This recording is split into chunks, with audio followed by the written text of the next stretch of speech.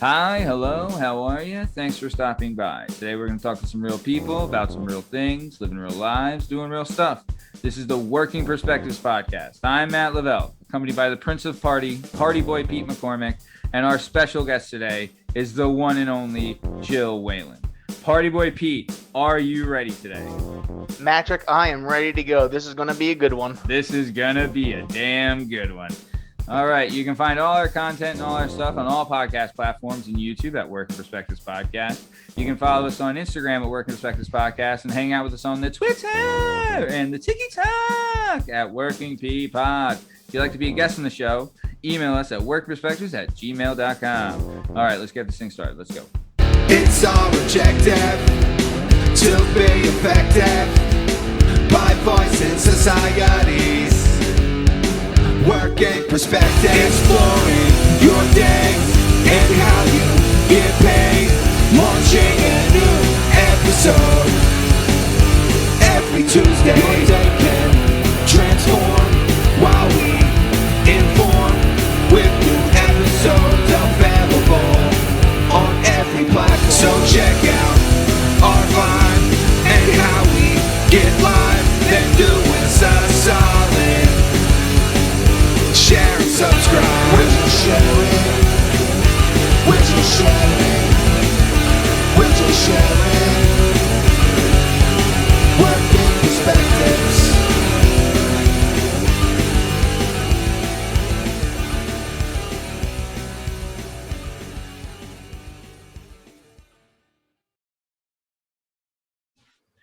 All right, Party Boy Pete, there's something I need to tell you. All right, what's going on? we need to talk. I need to let the people know what we're dealing with. All right. So I believe it was the May 22nd, 2021, right? Or maybe no, Yep, it was yep. May 11th, 2021. Sorry. Oh, So yeah, May 11th. that's half of 22, Matt. Yeah, you're good at numbers. May That's 11th, right. 2021, the world was forever changed when me, myself, and one Shake were pirated.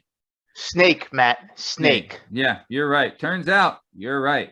So for those that don't know, what happened was this. I'm showing up to do a regular podcast show, and I'm there with my bells and whistles on. We're getting everything going. Things are going, according to plan. We're starting the show. Then all of a sudden, the song I Need a Hero by Bonnie Tyler starts playing. We had some technical difficulties leading into this episode, so I was really reaching my limit of patience. And I'm like, Shake, what is going on, dude? What is this now? Like, more stuff we have to deal with. I asked the guest of that day, Bob Quinn, if that was him making that noise. It was not, right? No. The music plays for another few seconds, and all of a sudden, I hear what's considered the worst sound imaginable. What is it, Matt? What's going on? I hear an asshole talking. I hear the asshole. Matt, he should have been playing I Need a Zero because that's what he is.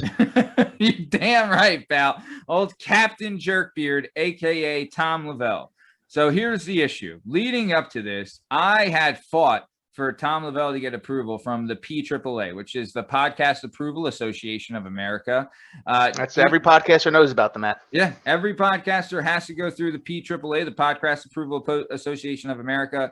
I was dealing with Cheryl from the Podcast Approval Association of America, and she had told me that there's this something in Tom Lavelle's past that prevented him from getting podcast approval by the Association of America. And, to the public for which it stands, I couldn't betray them in good conscience because, you know what? I'm an American, red, white, and blue. Okay. You're a law-abiding citizen. Goddamn right I am. And so is this podcast. Okay. We might be, hey, when dancing is outlawed, only the outlaws will dance. But when we're podcasting, that's when we're breaking laws. Yeah. When we're podcasting, we're playing by the book. We're running fast. We're running hot. We're going to hit you in the mouth, but we're going to do it to the PAAA standards, Podcast Approval Association of America. So what happens is some bastard comes on the show. Then he's yelling. He's doing all this stuff. I'm about to kick him. And then I find out that there are some backdoor dealings with him and Shake, a.k.a. Snake. And turns out that Captain Jerkbeard, a.k.a. Asshole, a.k.a. Tom Lavelle, had bought the rights to the Working Perspectives podcast, and all its incumbents out from underneath me without my knowledge, right? It's BS, Matt. It's BS. It hurts. You know what, Pete? I'll tell you this little backstory. Okay. I came up with the idea for the Working Perspectives podcast. When I did, of course you did. Yeah. It's your baby. It's our you baby. held it in your belly for 9 months and let it, gestate, and then you popped it out. I'll tell you what, if it's my baby, then you're my baby daddy. Okay. That's because right. you and me have raised this child, right? And this is our child, and it's a masculine child. Right. And you know what, when this thing was still in its infancy, I had gone to Captain Jerkbeard, aka Asshole, aka Tom Lavelle, asking him to be the co-host. Right. Oh, really? I'd asked him 4 times, almost begging, saying like, dude, this thing has promise. Let's just do it. Tried to get him on the ground floor right away. He's my brother, but he's also, and you know what he did? He just started scheming right there. He's like, you know what? That'll be my podcast soon enough. And he just started going through the legal proceedings, looking for any loophole, like a jailhouse lawyer. Yeah, it's exactly what he did. He knew that he didn't have to. He didn't have to get in with me on the ground floor. He could wait until the show was off and running, doing record numbers, winning awards, all these nice accolades, and then he can buy the rights to the show out from underneath me with a backdoor dealing with my former co-host, Shake, a.k.a. Tom Byers, a.k.a. Snake. And Matt, in the story of the grasshopper and the ant, you're the ant and he's the grasshopper. Yeah, he's a real asshopper. That's for sure. So I'll tell you this. He is my brother. He's my best friend. And allegedly. And, I don't know why he did this to me. And I don't know why he said no. But he did do this. He almost did us a favor. He said that I can win the rights back to the show, and all I have to do, beat him in a game of Mario Kart. The Mario Kart king himself, Matt Lavelle, got challenged? Right. Former world champion, former Mario Kart Double Dash world champion Matt Lavelle was challenged by, Captain Jerkbeard, a.k.a. Asshole, a.k.a. Tom Lavelle, to a game of Mario Kart to win the rights back to my show. It's being held October 2nd at the Land of Three in the home of the brave, Grahamas Pub.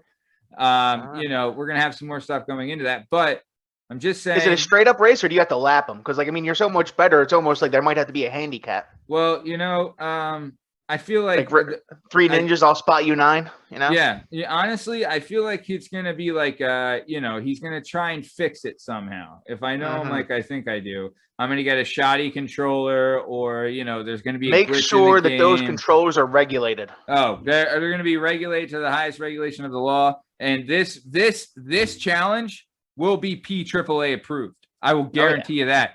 So my former affiliate, Cheryl, with the PAAA, turns out she was fired for doing a backdoor deal with I don't know who. I heard she was a real hoer. A hooah. She was absolutely a hooah. And, she was a podcast approval hooah because she was just giving podcast approvals out to any willy-nilly there was. So either way, the new associate we have for the Podcast Approval Association of America, based in Skokie, Wisconsin, is Eugene Gary. Great guy. I like Gene. That's a good name, Eugene. Yeah, Gene's a good guy. We'll have more from Gene, eventually on the show. But Matt, Wisconsin consumes more beer than any other state in the country, so that's always good. Really? I think so. I don't know. Sometimes I just say things and I hope they're true, but it could be. Honestly, when you say it though, it is quite plausible. Like it has to be per capita, just because they're not the most per capita, exactly. Yeah. But yeah, per capita, I could see that. They love some cheese, they love some brats, and they love slamming back some cold ones. That's Wisconsin, babe, and damn proud of it. So I just want to give the listeners a backstory that I'm a victim.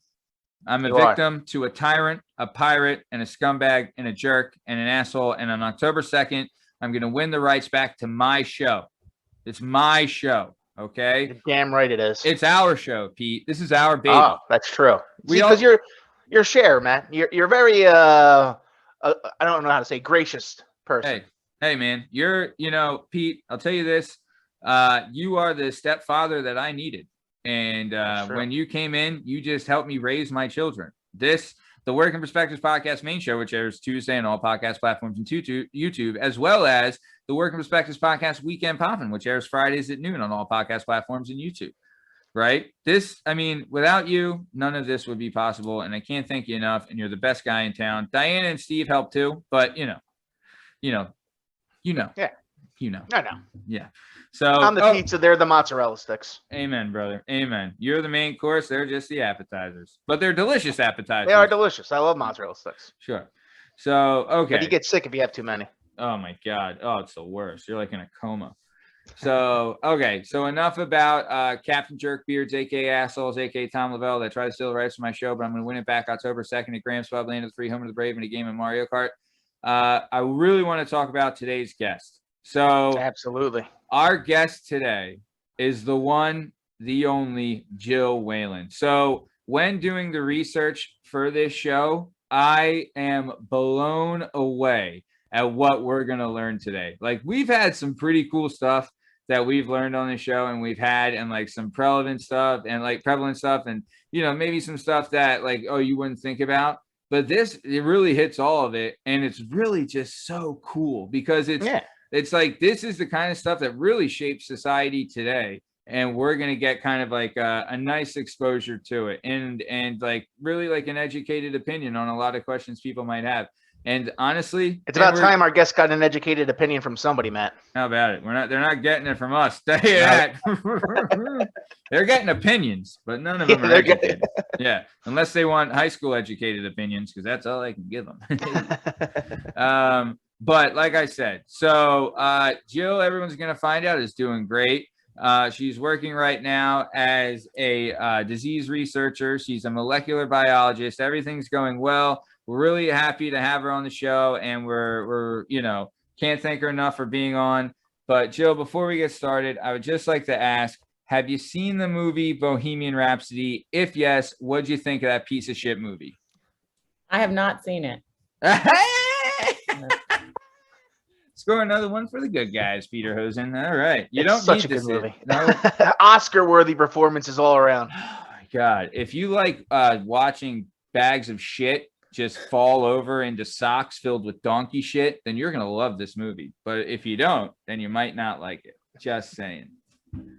I heard it was sad. I mean, just spoiler for anyone out there, the main character, Freddie Mercury, dies. Yeah, but it's also has like the greatest concert of all time in the movie at Wembley Stadium for Live 8 in 1985. True. Even a garbage can gets a steak. And don't get me wrong, I love Queen just as much as the next red-blooded American, but I can only take so much of like someone tarnishing the great name of Freddie Mercury by portraying a freaking wet noodle. So all right. So either way, so Jill, how are you? Thanks for coming on. Thanks for having me. Thanks for coming. This is going to be great. Really excited to do this. So I really just want to dive right in. We're not going to do memory lane today. We're just going to dive in because we got so much good stuff. So for all our listeners out there, Jill Whelan here was born and raised in Point Pleasant, and she grew up in Brick, which is in the state of New Jersey. We've expressed our opinions about the state of New Jersey on this show, and we'll just say there are opinions. Full disclosure, my wife is from New Jersey as well. Oh, no kidding. I didn't know that. Yeah. Huh.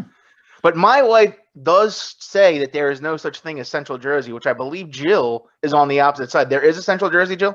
Correct. That's where I'm from. Where's the, oh, you're from Central Jersey. It's in the middle. Yes. Oh, hence Central. Get out of here. And that's where it's 50% Eagles fans and 50% Giants fans. Ooh, it's mostly Giants fans, and then like one or two Jets fans. I don't know why that happens, but it would suck if someone was like a fiance to a Jets fan. Wouldn't that just be like the worst thing ever? Yeah, that sounds like a really hard life. Oh my God, sounds like probably the worst life. Who would sign up for that?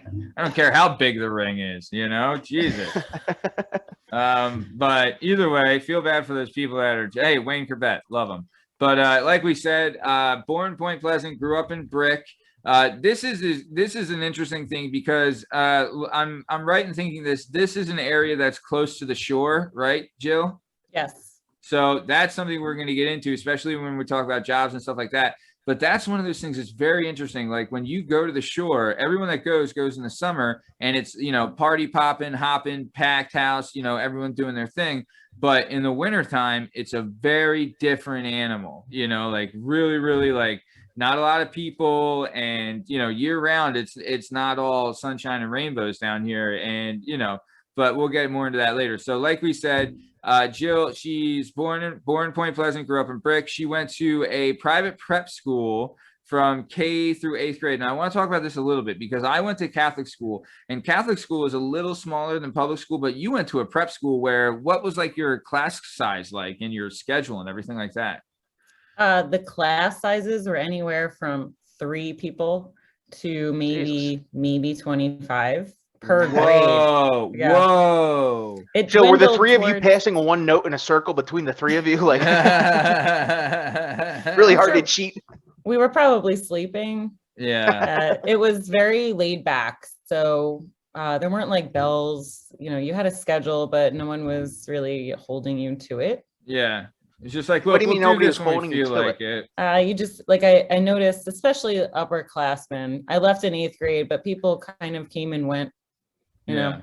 Yeah. Oh, this did it go beyond 8th grade? Did it go through high school? Oh, it did go. Yeah, it went K through 12. Oh, and wow. You kind of just showed up for whatever classes that you had. You didn't usually have a full day. Oh, wow. What kind of hippie stuff's going on in Brick, New Jersey? Yeah. Well, it was this was in Howell, New Jersey. Wow, okay. I'll tell you that. Were there kids that lived on campus or no? No. Okay. It wasn't a boarding school. It was all commuter. Okay. Yeah. See, that's interesting though, because like I felt like, when I went to Catholic school, the class size were smaller, but when I transferred to public school, I was ahead in my curriculum.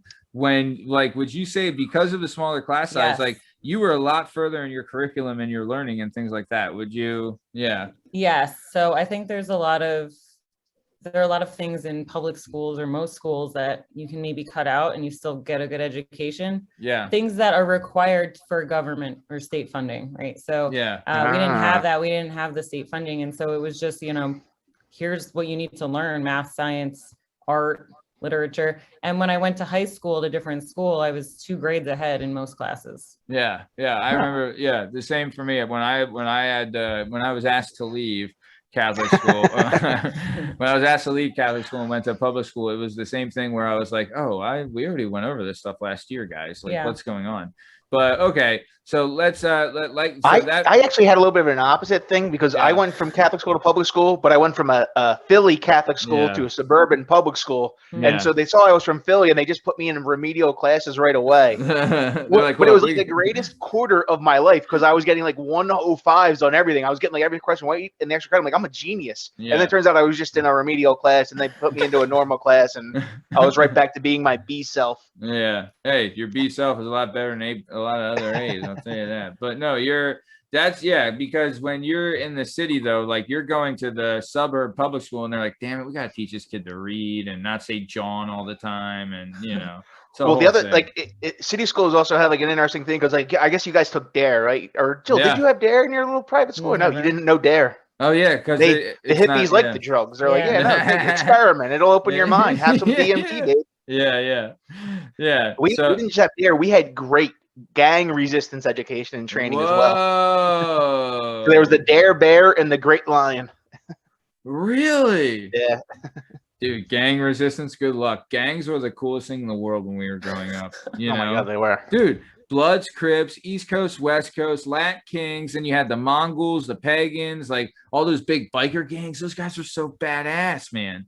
Like, dude, come on. There was a gang in Philadelphia in the 1800s called the Killers, and they were awesome because they wore suits everywhere. I'm like, oh, that's a badass gang. They're like dressed up to the nines, got top hats and everything. Dude, when they did Gangs in New York, the movie, like they undersold like these gang fights, like they're basically like organized militias. Like they had cannons and guns and like they're really like, no, look, we're living here and there's nothing you can do about it. You know what I mean? Like they're just killing, and the cops weren't doing anything about it. But dude, yeah, that's crazy. I'm with you, man. I mean, that's awesome. I would love to look up the history of the Philadelphia gangs. That's pretty fascinating.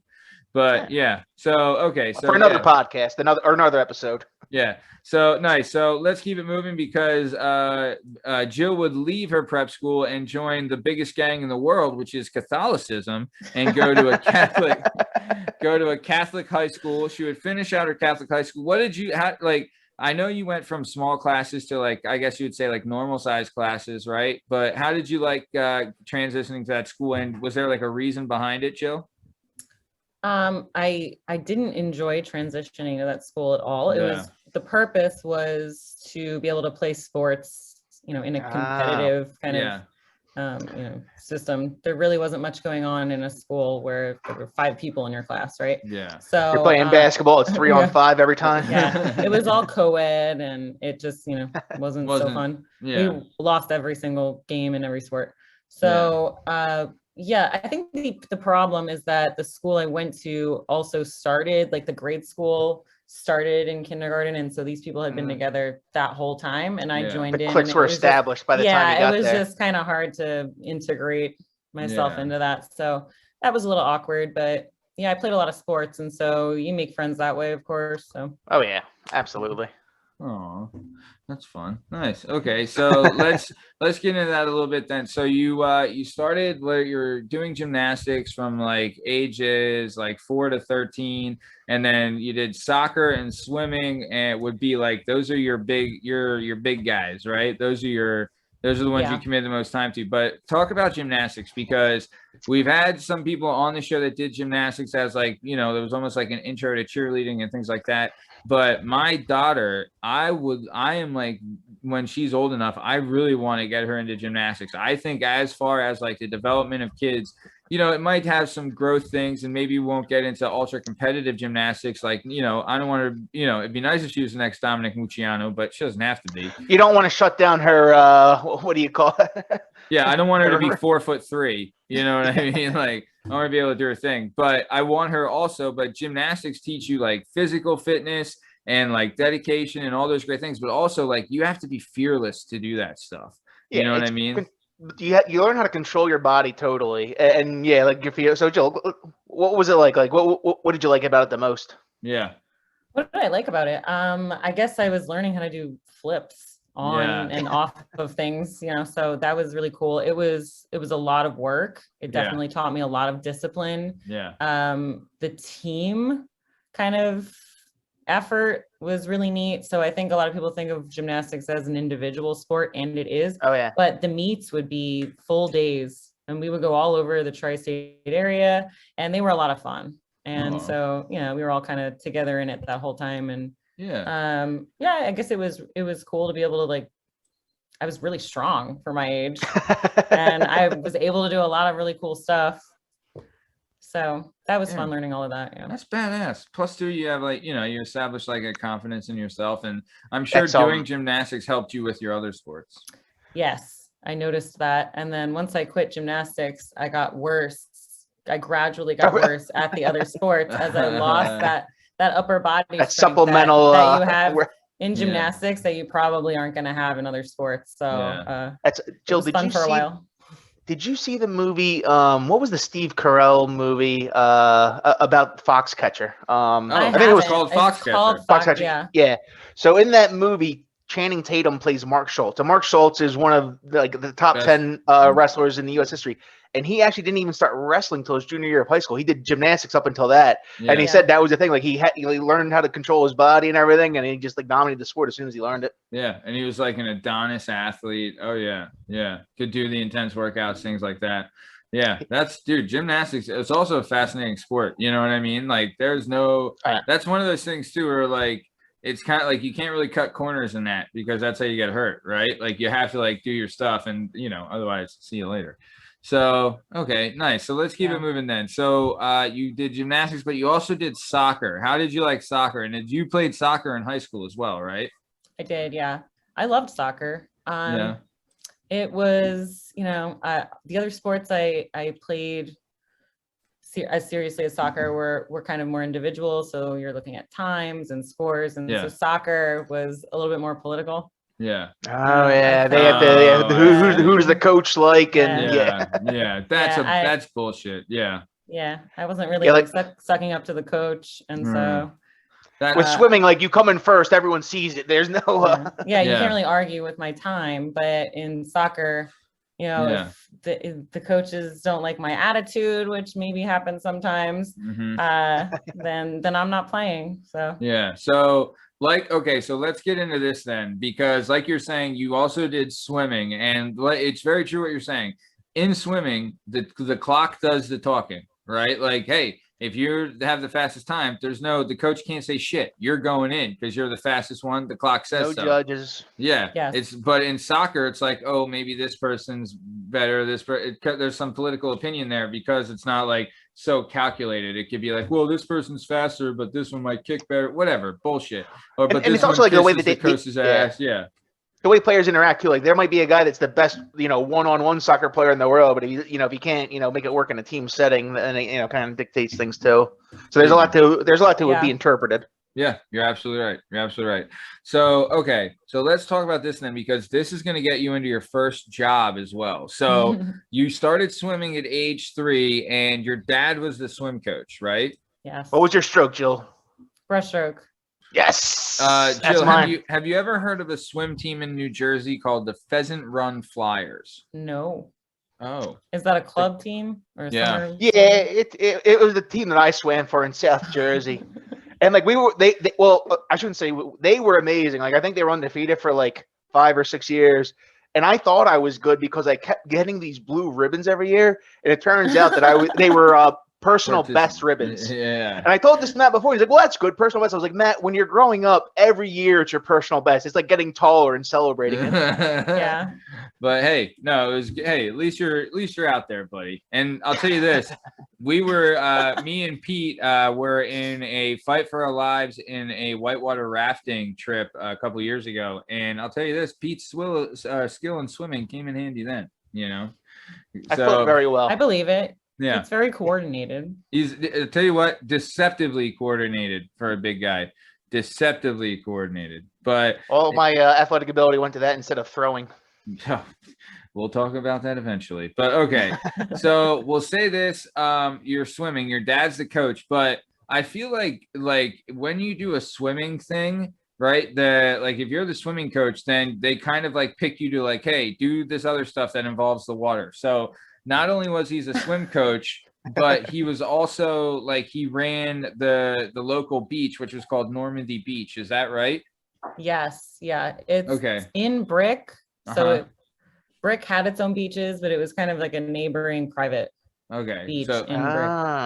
Private beach. So in Brick, New Jersey, there's like a private beach called Normandy Beach. Your dad was kind of the head honcho there. So him being the head honcho there means that he was running the lifeguards, the maintenance for the beach and like the security and all that stuff. But he was also running a job which you would do, which to me is a fascinating job. And I cannot wait to get into this because this is what this show is about. We want to bring scope to the world around us.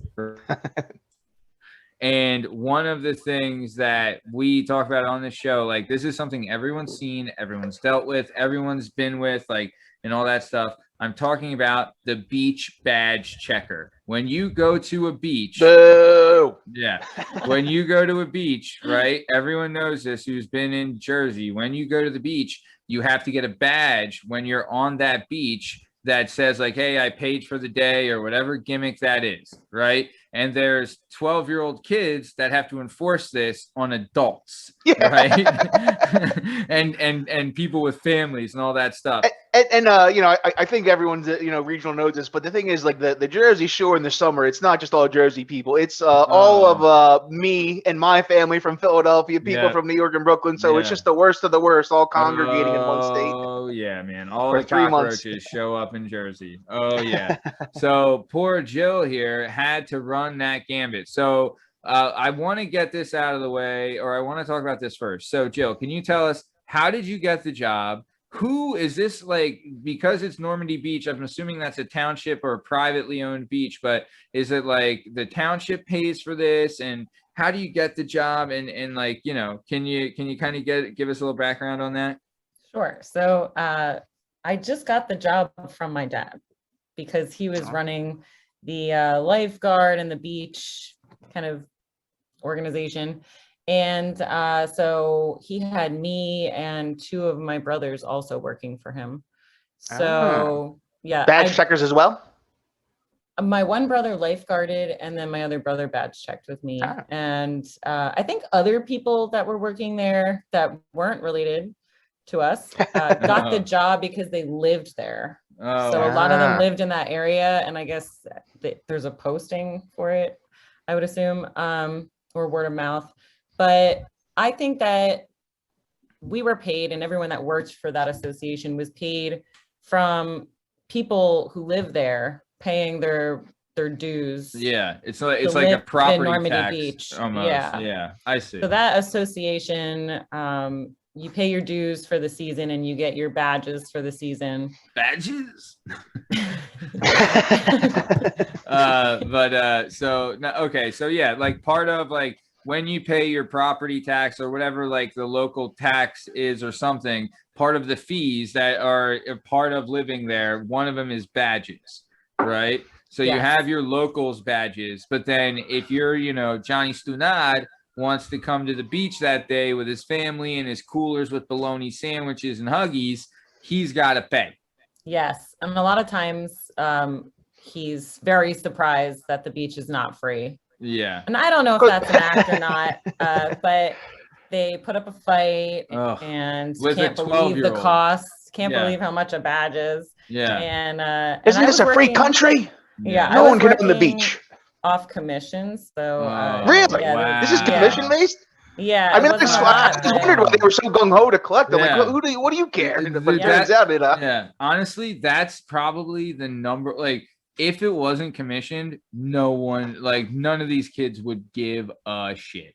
They'd be like, yeah, I don't care, just have a seat, if I was the badge checker now, I would put up posts on Facebook saying that the beach was free. That way people show up and I would just start collecting commissions. Because what are they going to turn around like once they get there?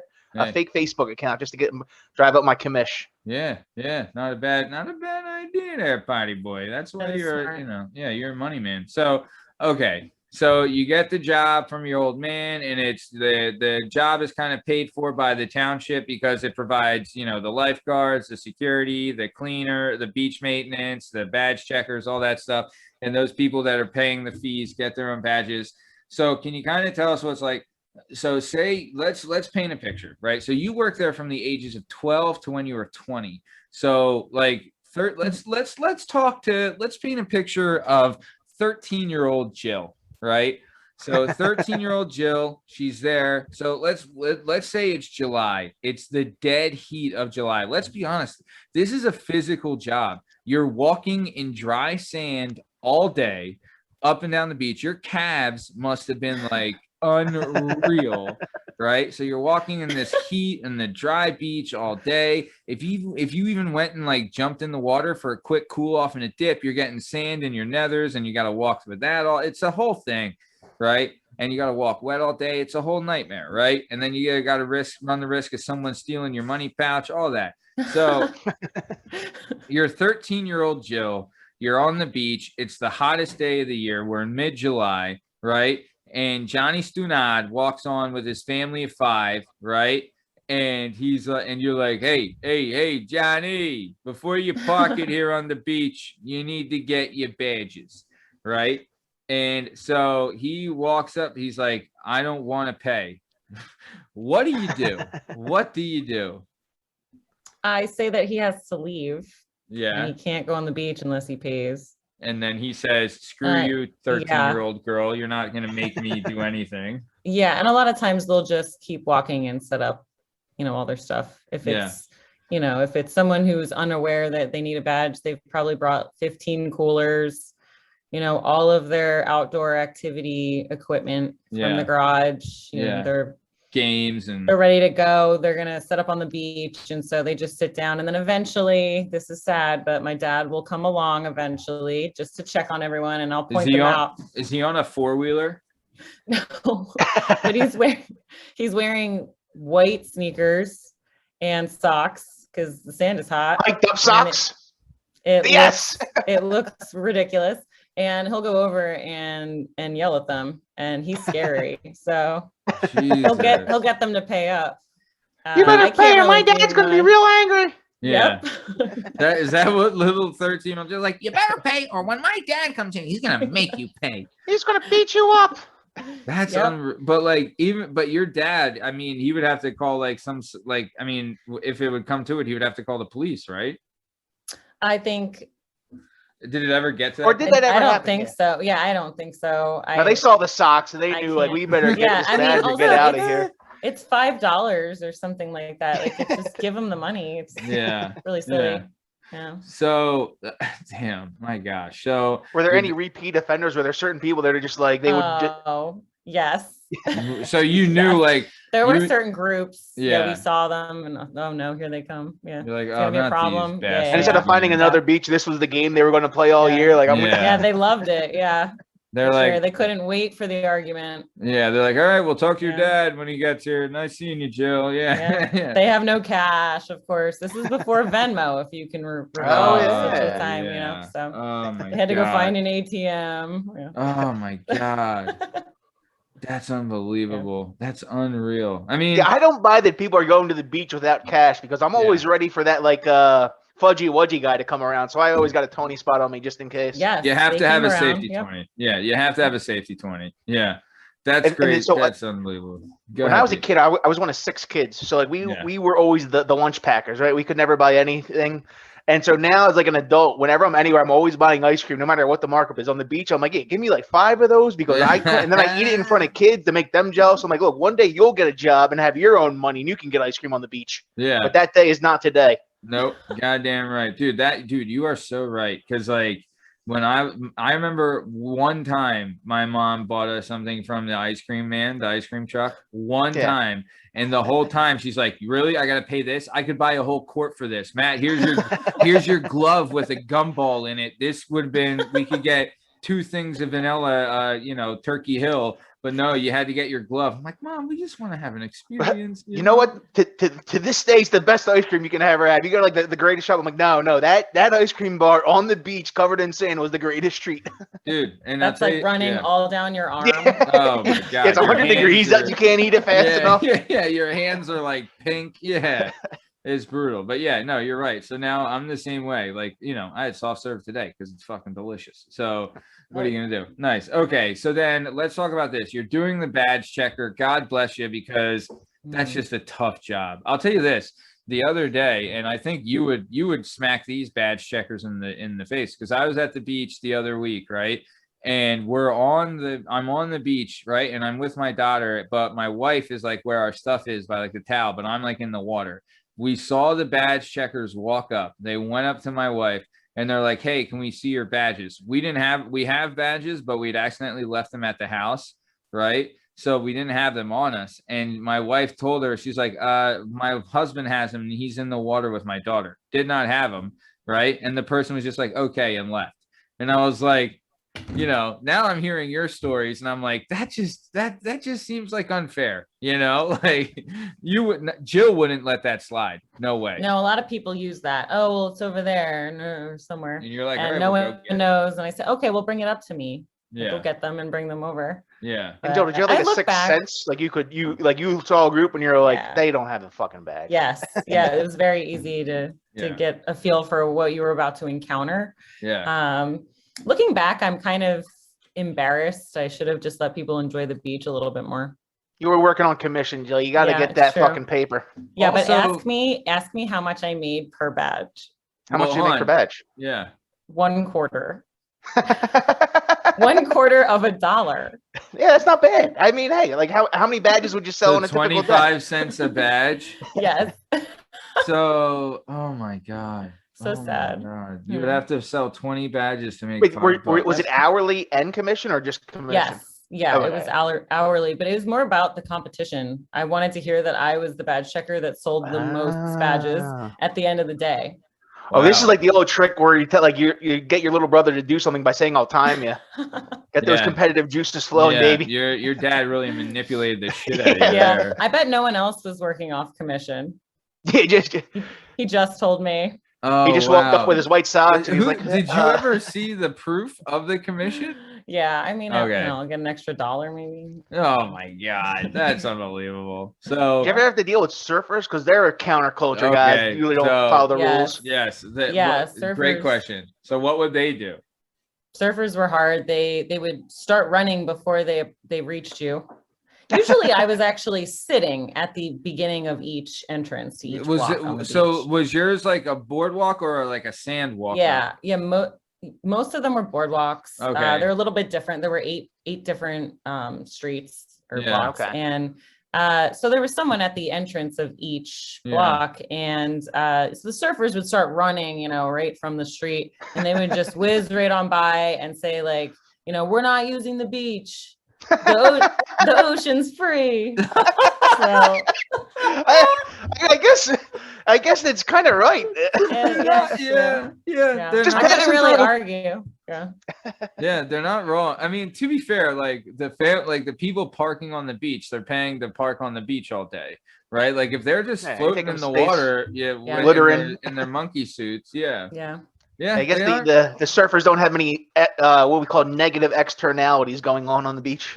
No, yeah, they're not leaving, you know, empty ice cream wrappers all over. So okay, so I do want to talk about this though. So you're swimming, you're doing soccer. Let's also say like you played lacrosse in high school and things like that, and you played softball and basketball. So you were like very active, but because you were swimming, right?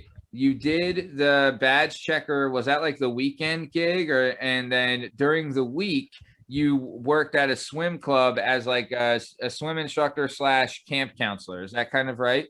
Yeah. So it was actually the same beach, but on the bay side, they had like a little camp. They had a clubhouse, and then during the week, during the day, there was a camp, maybe for like 6 hours. Yeah. 5 or 6 hours. And how many kids? That's a good question. It was ages 4 to 12. Okay. And there were maybe 15 kids per, so I don't know, 80, 100. How old were you when you started doing the camp counselor thing? Yeah, I was a little bit older than them. The camp counseling, I started maybe like 17. Okay, so it wasn't like a 13-year-old is in charge of the 12-year-old.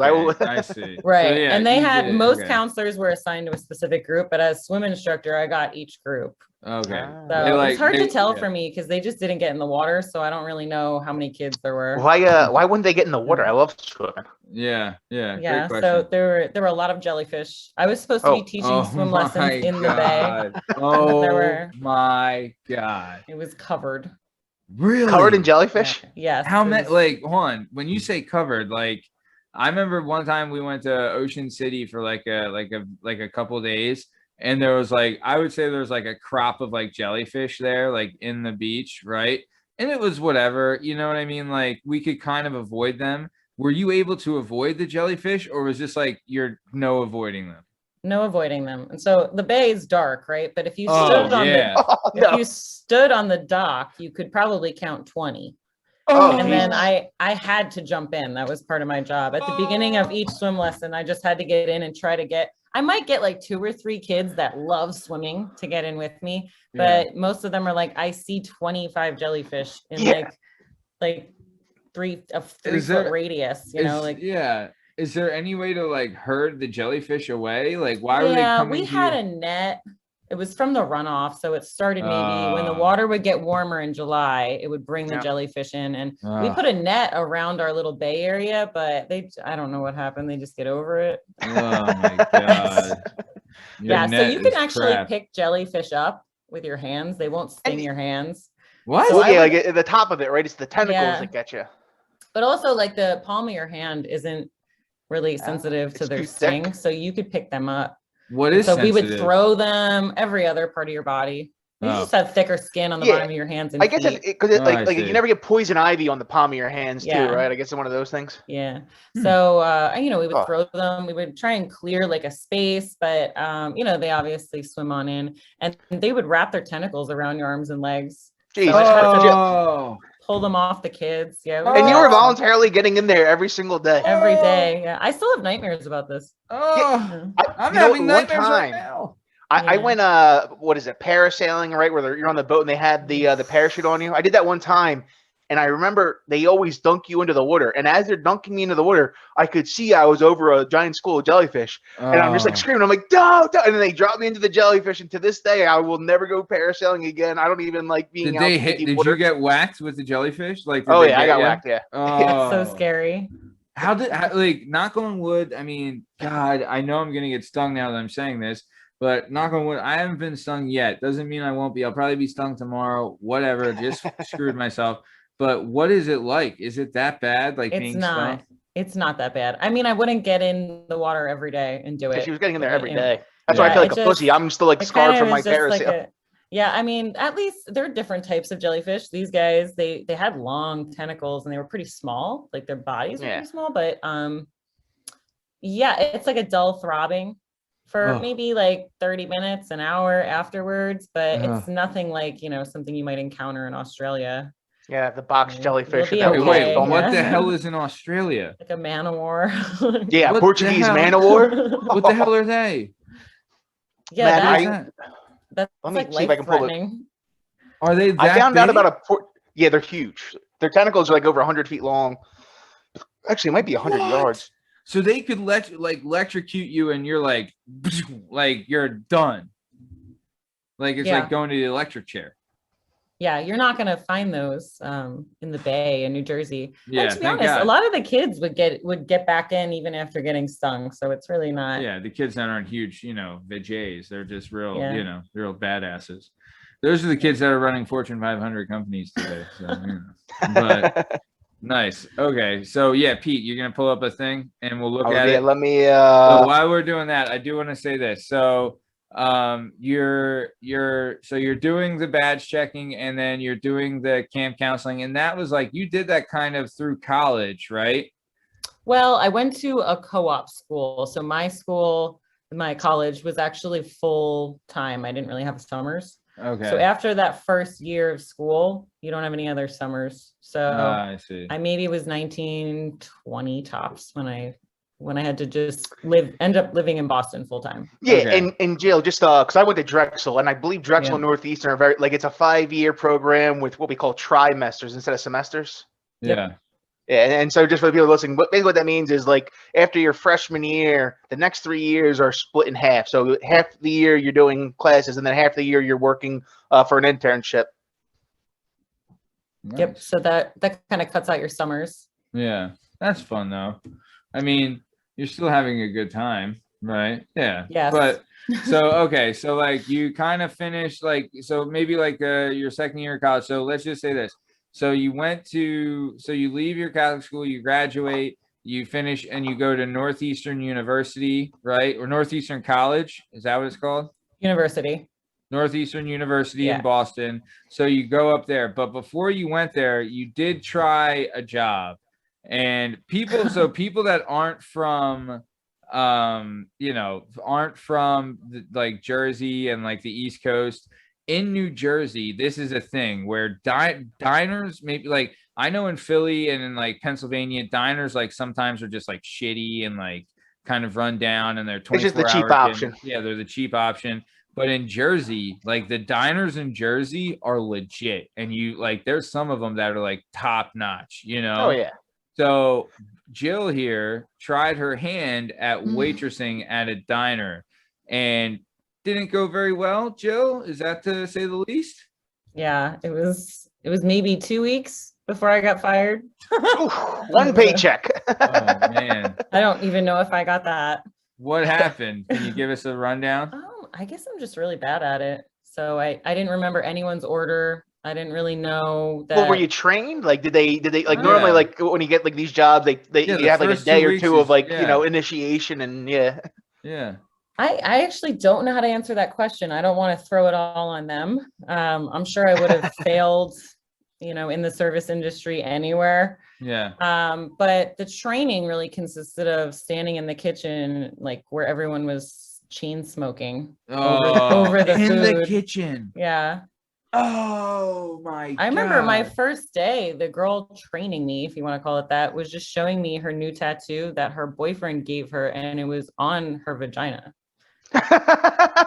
So it was a classy establishment. Yeah, that's what she was showing me. He did it with like a pen or some ink they had, you know. What was the tattoo of? He gave her a jailhouse tattoo on her vagina? Yeah, it said, I think it said addict. Unbelievable, right? Property of Joe. Yeah, oh my God. I didn't know where I was. That is hilarious. What did this girl look like? I mean, Tell me she was like like somebody that would have a tattoo on her vagina. You can kind of piece it together. But tell me, was she svelte or was she a linebacker? Oh, she was very thin. Oh, okay. So she was an addict and it wasn't for the vajay. Yeah. I see. She was an actual addict. Yeah. So that place was a little depressing in general, but I did a really poor job of like learning how to do anything. I couldn't carry the tray. I couldn't bring people drinks. You're too good really for that place anyway. You had a brain. That's nice. I wanted those tips. I wanted those summer tips. But that's the thing. Like that's why the job is great, because it's cash. You get cash every single day. Yeah. But it's also like there is an element, and like, dude, I'll tell you this, and I worked in bars and restaurants for years. There is a big drug element to that type of job, because it is such like, it's a physically demanding job, and it can be mentally taxing as well when you have like, you know, people talking down to you and complaining, like doing all these things. But it seems like you deserve to be yelled at and stuff, because you're forgetting orders, you're not knowing what you're doing. I mean, we'll say you weren't trained to the best, you were too busy going over tattoos on some random girls, random girls bajuva, but her puppy. Let's play the connect the Dutch, Jill. Okay. Yeah, but okay. So you had trouble waitressing. Did you do Salad Works before you went to Northeastern or after? I did. Salad Works, I want to say, was my senior year of high school. It was terrible. The Subway of salads. Yeah. So you kind of like stopped lacrosse, and you were like, look, if I'm not going to do a sport, I have to work because I'm saving money to get jobs. How did you like working at cheap? Yeah. Oh yeah. How did you like working at Salad Works? I didn't like it at all. It was really boring. You can imagine at night during the week, there's maybe 3 or 4 people that come in there. Oh yeah, that's a total lunch place. Yeah. So I would go after school, and so I had the like closing shift. It was very boring and a lot of standing around. I have to be doing something. I want to be really busy, and this was just got to be fighting off jellyfish nonstop. Otherwise, you get bored. That was exciting, right? That's the job I ended up working after getting fired from the diner. Yeah. And that was also like kind of during and after the Salad Works. So that was really exciting. And then I would go to Salad Works and I would just stare at the door for 6-8 hours. So really there was no smartphones back then, so you only had your own thoughts. I mean, you're doing your schoolwork, I'm assuming, and things like that, but I guess I'll read the menu again. Yeah. We had a manager that would go home early, he would say, but then he would have a camera in his home that was on us at work. And so, if we weren't standing there waiting at the register, he would call and say, "Where are you?" What a piece of trash. Yeah, it was what creepy. A piece of trash. You know what that reminds me of? Like, so one of my, like, I worked at a deli growing up, and then I worked at Giant in their deli. And when I was there was when they first installed the kiosk where you could order and pick it up. But the kiosk was horrible because you had these like a line of 30 people there, and I'm like just doing this kiosk order, and I'm like, well, I feel like a dick. So what we used to do is we would unplug the kiosk and then just tell like, oh, I guess it's broken. And then management called on. So when we would unplug it, they'd call us. I'm like, did you unplug the kiosk? I'm like, oh, I guess the plug fell out. As they do. Yeah, as plugs tend to do. Gravity, it doesn't stop. Wow, it was that much? Like, wow, that's unbelievable. But that was the thing. Like, oh, don't go to Acme, come to Giant, where you can do the kiosk and pick up your lunch meat as you're shopping. And I was like, yeah, but there's a group of like 40 people that are angry because I'm sitting here like not taking their orders. Yeah, you're not wrong. Yeah, I mean, what are you gonna do? So okay, so nice. All right, so let's keep it going. So like we said, you went to Northeastern. Northeastern is a co-op. So what that means, right, is this where you started like a clinical lab technician, right? Like, can you kind of explain what the co-op gimmick is? Because even though I'm really smart, really well educated, very well spoken, very good looking too. Like I have giant dong. Amazing accolades. But I did not go to college. Hard to believe, I know. Look at my hair, says college all the way, but I did not attend a college or a university. I graduated from the School of Hard Knocks, head of my class. But can you kind of give, for the people that don't know, what a co-op is and what was the experience like for you? Yeah, so a co-op is kind of like an internship. So you have them at, I think Drexel and Northeastern are the big colleges, but I think other colleges are starting to pick that up. You pretty much are getting paid most of the time to gain real life experience while you're in college. So when you go to graduate and apply for jobs or maybe graduate programs, you actually have experience, job experience under your belt. Whereas usually you're coming out with just some, you know, you've read a few textbooks maybe, and you just have some coursework. Work at Rita's over the summer, and now you're a lot more competitive. And I think a lot of people need to like work for a few years, at least for what I was trying to do. I wanted to go to grad school. So most people I know in grad school had to take those filler years, they're called, where they spend a few years gaining that experience after college, and then they're able to use that experience to get into grad school, whereas I just went straight in. So that's just an example of why it's beneficial. And it's another thing is that it teaches you what you don't want to do. I think that's huge. So that's what I was going to say, Jill. Like, you realize, like, wait a minute, maybe this major isn't for me. I would have gone to med school, for example, and I'm very sure that would have been a mistake. So, you know, my first co-op, I didn't even mention this, you know, in general, I don't even like bring up this co-op because it was so mindless and just totally pointless. But I worked at a health clinic and I just sat there. I thought I wanted to go to med school. So I got this internship and I got paid, and I just sat there and there was nothing for me to do. It was like kind of a doctor's office environment, right? So so it was so boring, and I thought the doctors and generally like everyone I worked with, they were really rude, and I realized I didn't want to do that. So I switched over. Medical doctors are the jerks of the medical world. It's not everyone, but a lot of them, not all of them. But they are busy, and I'm just some like 19-year-old, like they have no idea who I am. Dealing with hypochondriacs all day, all kinds of. But that's also like, that's a great thing though. Like, you got a little baptism under fire where it's like, look, I thought I wanted this. They let me taste it. Like, look, if you were able to go to a restaurant, you look at a menu and you're like, ooh, I'll try that. But if I don't like it, I can send it back. It's kind of like what you're doing, and you taste it and you're like, oh, I didn't really like this one. I'm going to go with this. And then you sunk your teeth into it and you're like, okay, I'm digging this. I'm going to order 2 of them. And for Jill specifically, like, med school is crazy expensive. You know what I mean? So it's like you know, investment. Go 6 figures into debt to realize something you don't like would be, you know, professors. Baby, tell me about it. It's worse than getting married. That first co-op really like turned me off to the whole co-op experience. I was I thought it was going to be like that for everything I did. So usually you do 3 of them, and you have the option to do 1, 2, or 3 or none. And I, you know, kind of forced myself to do another one and to maybe try something different. And that's when I landed at the clinical lab technician. Okay. So I loved that. So this is kind of when you got interested in biology. Is that kind of like what kind of, so Jill, you were a bio major, right? Yes, I went in as a bio major, and I always like planned on changing it to something more like specific. So you decided not to be customer facing, I guess we would say. Back of the house. Nice. So let's that's great then. So let's start with this. So 2 questions. 1, what got you interested in biology? And 2, how did you like being the clinical lab tech? So my interest in biology, it's not really a fabulous story. I just freshman year took bio in high school, and it was very easy. And so it just clicked. I'll tell you this. I loved biology. I actually had my 10th grade biology teacher was a teacher named Mr. Fakish, and I'll shout him out because he was a fantastic teacher and really, really liked him. And I really liked biology as well. And I had thoughts of like, man, I would like to do this. This is so interesting.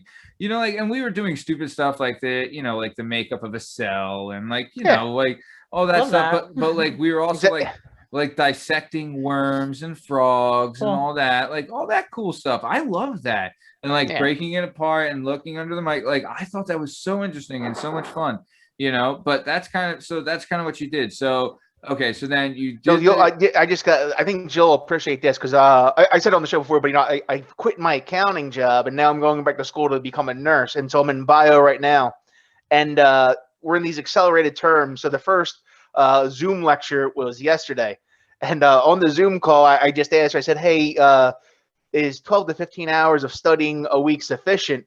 And she goes, yeah, that should be sufficient unless you're a finance major. And I go, well, I am an accountant. And she goes, yeah, she besmirched the shit out of me. Goes, and I'm like, yeah, well, I am an accountant. And she goes, huh, didn't expect that insult to land. I guess I'll buy a Powerball ticket tonight. So. That's great. That's great. So, okay. Nice. Okay, so let's do this. What drew you to the clinical lab job, and can you kind of give like what was your role as a clinical lab tech? Yeah, so I can't remember what drew me to it. Maybe it was the hospital environment. I've always liked hospitals, and I wanted to work in one. So, always liked hospitals. Yes, yeah, I fucking strange. Hate them. I know. I hate them. So I liked that there was like a cafeteria I could go to. Nice food. It's clean. It doesn't take much. Yeah. So. Yeah, you could have worked at a prison. Yeah. I could have worked in that diner, I guess. Oh, there are people here. Yeah. So, the job was a lot of fun. So when you go to the hospital and you get any specimen or you get any sample taken. So for example, you have a sore throat, they swab your throat. Got it. The swab goes down to me for a strep test. And just an example, it could be any kind of specimen. I was in charge of processing as the intern. And so I kind of took everything, whatever the doctor ordered on the requisition form. They had an idea of what they thought the patient had. And so they would request certain tests. And so then I'd set up those tests and I'd pretty much culture. It was all bacteria really I was working with. So there are different labs for different kind of types of tests. So I was doing, the micro lab. These weren't taste tests. They weren't. Nope. And so we would culture them overnight and grow the bacteria. And then you pretty much the next day come in and figure out what that bacteria is that grew with a series of tests. So when they do the test, they grow like that's what they do with it? Yeah. So for example, I'd take that swab and I would kind of just, run it along agar, the agar plates, like everyone petri dishes and you're growing the bacteria in it. So it was just like that. And so then the next day you come in and like, boom, it all grew overnight. Well, and now you got to figure out what it is. But that's for something that wasn't like a typical strep throat or whatever, right? Like that, or even strep, you would do it that way. That's like a very easy bacteria to identify. But then there are like kind of more obscure ones. Mm-hmm. Every now and then we would get a really cool one that we had to report to the CDC. Oh, really? We would put it up on the projector and all look at it. And that was an exciting day.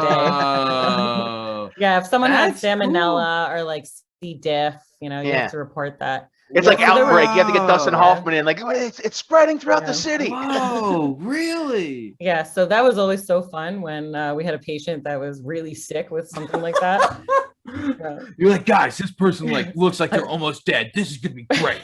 Got a stool sample too. We got to go all out on this guy. So that's another question. There were a lot of stool samples. I was just gonna say, what do you do with them though? Do you like rip them apart or do you put them through a machine or like what's the gimmick? No, essentially just like dip a stick in there and kind of smear it on whatever plates and whatever you need. So you kind of had to dig around in it a little.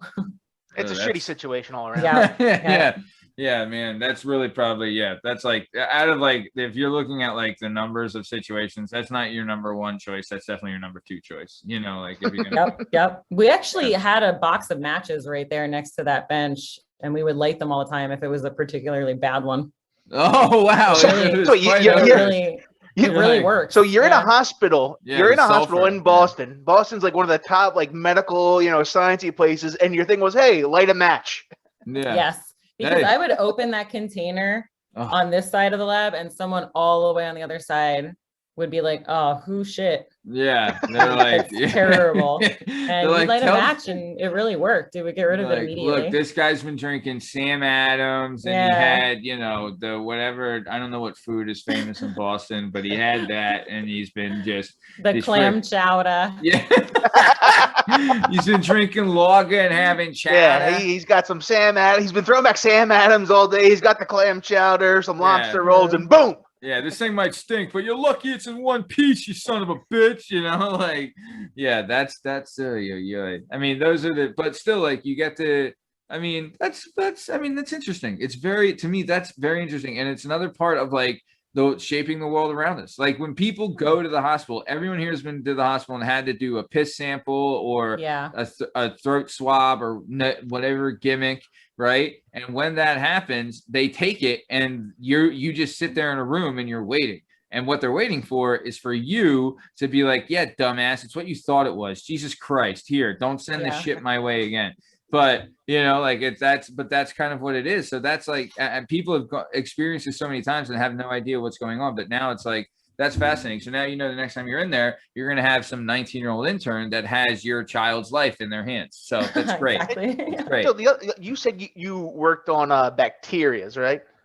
Yeah, I did a little bit of virus work there. So there were a lot of rapid flu tests. When you get that taken at the hospital, a lot of kids have RSV tests or CMV. If you have kids, you might have heard of those things. What are they? If you could. RSV, so RSV is a lot like flu, but it really just infects infants and young children mostly. But it's flu-like symptoms. It's similar, but it can be scary if you have any kind of like other lung or like heart issues.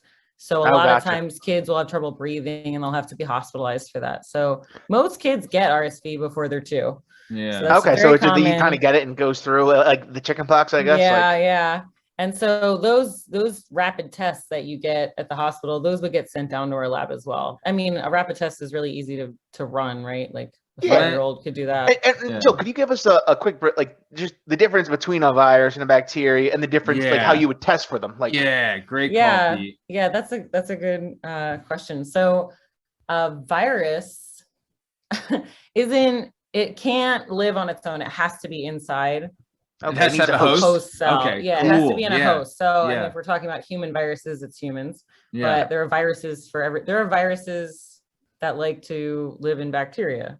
So so a virus can get a bacteria sick? Yes. Yeah. So it's a real fighting fire with fire situation. Jesus. Yeah. But the idea though is the same for viruses and bacteria. They need to just make more of themselves, right? And so they're just a repeat. Yeah. So it's viruses, like in the Matrix. It's the agent in the Matrix that just keeps duplicating himself in the sequel. Yeah. Still, that's fascinating. So to test for a bacteria, it's actually a lot easier than if you're looking for a virus. In my opinion, you just kind of, like I said, you just throw it on a dish. It grows in a day, and you can essentially that next day figure out what it is and what drug is going to, be able to treat it. So how do you know, like, so you have like samples of the ingredients that are like prevalent in the drug, and you're just like, look, let's touch of this, a touch of this, touch of this, thinking maybe this will work, bada boom, and then you throw that. Is that kind of how it works? Like you're just like a little pinch of this, maybe a touch of that. Like, is that a dash of something and you're cured? Yeah. Yeah, I mean, there's like a protocol for each type of specimen. So if you're pulling something out of someone's respiratory tract, you're going to run a certain, number of tests for bacteria that are typically found there. Yeah. If you're looking at something in a stool sample, that's going to be a whole different, pool of bacteria. Yeah. So different bacteria live in the lung versus that live in I got you. I see. So it's not, there's always like the usual suspects. Yeah. And if you've got a wound sample, that's where it's like, whoa. You don't know what you're getting. Gonna be. Yeah, but really, because depending on the weapon used to cause the wound and like well, it's usually just so dirty is what it is. So like urine samples are like technically sterile. Yeah. And so you're not that's why I like the taste. Yeah. Yeah. Actually, you can drink urine, your own. Really? Urine. You can drink your own urine 3 times before it's toxic. I read that somewhere. I'm not 100% sure. Oh, yeah. Look, you have to be careful. You're a doctor. As far as I'm concerned, that's like the law now. Yeah. Who the hell tested Jill said I can drink it 3 times. Yeah. This is number 2. I got one more. That's in case you're like stuck in the wild. And you need that is good hydration. Yeah, that's good to know. Yeah, if you end up like getting ditched into the wilderness. Yeah, sure. You never know when you're gonna need to drink your own, skaboosh. So it's 3 times those people listening. So Pete, one more and you're done. All right. But just say we talk about mixed martial arts on the show, but there was a famous fighter called Lyoto Mochida that used to drink his own urine because he thought it was good for him. Yeah, same thing with Juan Manuel Marquez. Yeah. He was a Japanese Brazilian, so he's half Portuguese, half Portuguese Brazilian descent and half Japanese. Strange guy, very good fighter though. But I never took his advice. This has nothing to do with making weight. This is just like he just I don't know why he did it. He just was like, oh no, this is good for training, and I'm like, I don't think it is. From what I understand, it's like the nutrients. Their body is such a temple. They only put all these exact things in there. So they're just thinking like, I'm just reusing the same nutrients I've been putting in there. Yeah. So if you take enough multivitamins, or probably even just one multivitamin, you're probably peeing out most of that. So anything like in excess, like your body can only take up so much. And so then you just got to get rid of the rest. Out a lot of nutrients. Yeah. So maybe there's something in that, or you could just, all right. To move on from the tea drinking talk. So tell us then, how do you test for a virus? How is that different? For a virus, it's a little bit different because you're not going to try and grow that virus and figure out what that virus is. Is it because it's too dangerous, too difficult, or too long? It's going to take a long time. Yeah. So pretty much you have your standard virus panel. You have all the virus diagnostics for the viruses that you encounter. Are there more viruses than bacteria? I don't know. Yeah, I don't know the answer to that. I'm sure there are more viruses and bacteria that haven't been discovered yet than those that have been discovered. Yeah. There are more unknowns than knowns. Yeah. So that's hard to tell. Yeah. What is so for the virus though? Like when you see a virus, like do you have to put on a special hazmat suit? And like, how do you contain a virus? Because aren't they airborne a lot, or like, what's the deal? Some of them are. Most of them are not. Oh. Oh wow. So, we're thinking about this coronavirus. Yeah, we're in COVID land, so we're just paranoid. Like they're floating all around us. Sure. And a lot of the viruses, I do work with some coronaviruses that are airborne, and so you do suit up for that. Yeah. Oh wow. So like, is this like Outbreak where you have like the cable in your back that gives you oxygen and all that? I do. I have like a PAPR, and there is like a tube that goes in that's attached to a respirator, but it's not the full suit. It's not what you're picturing, because that's the next level up. So that's biosafety level 4. And those are like, Ebola. Ebola, right. Yeah. So I'm just working at level 3. And so it's kind of like a half suit almost. So, okay, sorry, go ahead. So the viruses aren't in the feet, so you just have to do the top half. You're like, they don't have a foot fetish. You know what? We put booties on, those little like disposable booties, but I'm not sure what that does. So to be honest, they're like mesh. So that's kind of what you're doing now. So I wanted to get into this. So you're doing like the virus stuff as well now. So like, but what happened was you did Northeastern, you graduated from Northeastern, then you went to get you went to grad school at the University of Southern Florida, right? And that's where you like majored in biology. So what is like, when you're there, you're doing I want to get back into the virus process later, but I want to get more in depth with it because that's kind of like you're doing a lot of that now with your research. So, but we skipped to grad school. So you went to grad school, Southern Florida. You're majoring in biology. What is the dissertation and like the process there? So what are you doing there? Yeah, exactly. Like, so Jill, you got into a PhD program. So how is a PhD different from a bachelor's and a master's? I guess is a good question. Well, I'll tell you, mine's different because it's a player hater degree. So there you go. That was bad. That is a good question, actually. So it was University of South Florida in Tampa, and so it's actually Go Bulls school. Yeah, it's a pretty big school, and so I was just at a College of Medicine campus, which is like at the main campus, but so it's all just graduate students and graduate programs. And so what you do the first like year or two, you do classes just like you would do in undergrad. But then you actually pass a qualifying exam. So first you start out as just a grad student, and then you do this exam where you kind of write a proposal of what you want to study, you present it, and then there's a big kind of question and answer session with a panel of professors, and they kind of try and grill you for a while and scare you. And if you pass that now, if you pass that, now you're a PhD candidate. And so then you spend, somewhere like 4 years, the worst years of your life, trying to essentially come up with like an original piece of knowledge that you will then contribute to the field in writing your dissertation. That's what I find, like the original piece. Like it's not like you're like I guess everything else you can do through rote memorization, but once you're here, it's like no, I need to present something unique and how I can better the world almost. Yeah, it's like a new thought. It of course can build on something that already exists. It has to pretty much. Right. But it should be your like a complete idea that you brought, from start to finish.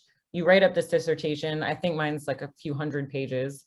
And I included not just like so you also should publish, usually it's 2 papers, your first author paper. So, you're first and then anyone else that helped.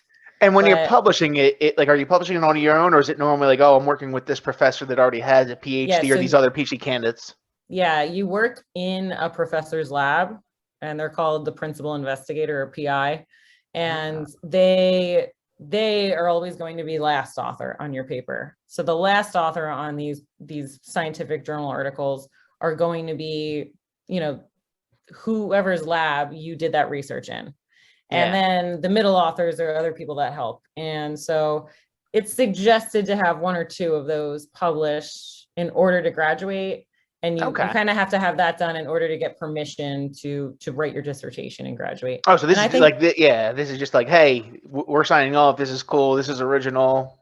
Go for it. Yeah, I guess you do like an annual presentation to you have a committee. It's like 4 or 5 professors that you pick yourself, and they're supposed to kind of conduct research that's relevant to your project. And so they'll give you good advice and guidance is the idea. I don't know if that always happens, but it's a nice thought. The sign off, hey, this person's not an idiot. So, you'll present to them your work, and they're supposed to keep you in line. Like, okay, we'll make sure like, you're doing this, and this so that you graduate on time, which is just whenever you're ready. There's no, it's not there's not a window of time. It's like, 4 years and 5 years. It's, hey, whenever this thing is finished and accepted. Yeah. And that can be really stressful and weird at times because you're always wondering if you're behind. It's not like med school where there's a class of students and you're doing everything at the same time, the same thing, the same classes. It's you're the only one doing this project in this lab, and you have no idea if you're moving way too slow. And they know exactly kind of like how to track you and what to expect, and like they know like how the process is supposed to go. So they know like, hey, why isn't this person here right now? And that happens sometimes. Sometimes you might be in someone's lab where they care a lot about you being there all the time. And then that was me. God. And then I had friends.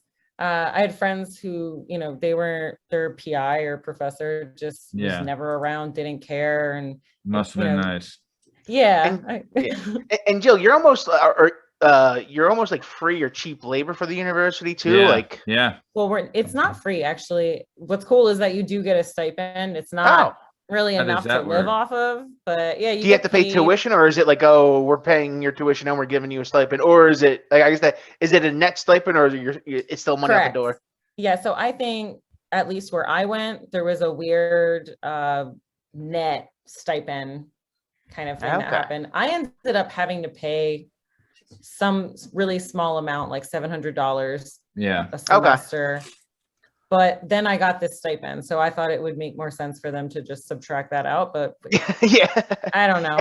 I have a little bit of familiarity because my sister's a PhD in econ, so it's not the hardest science.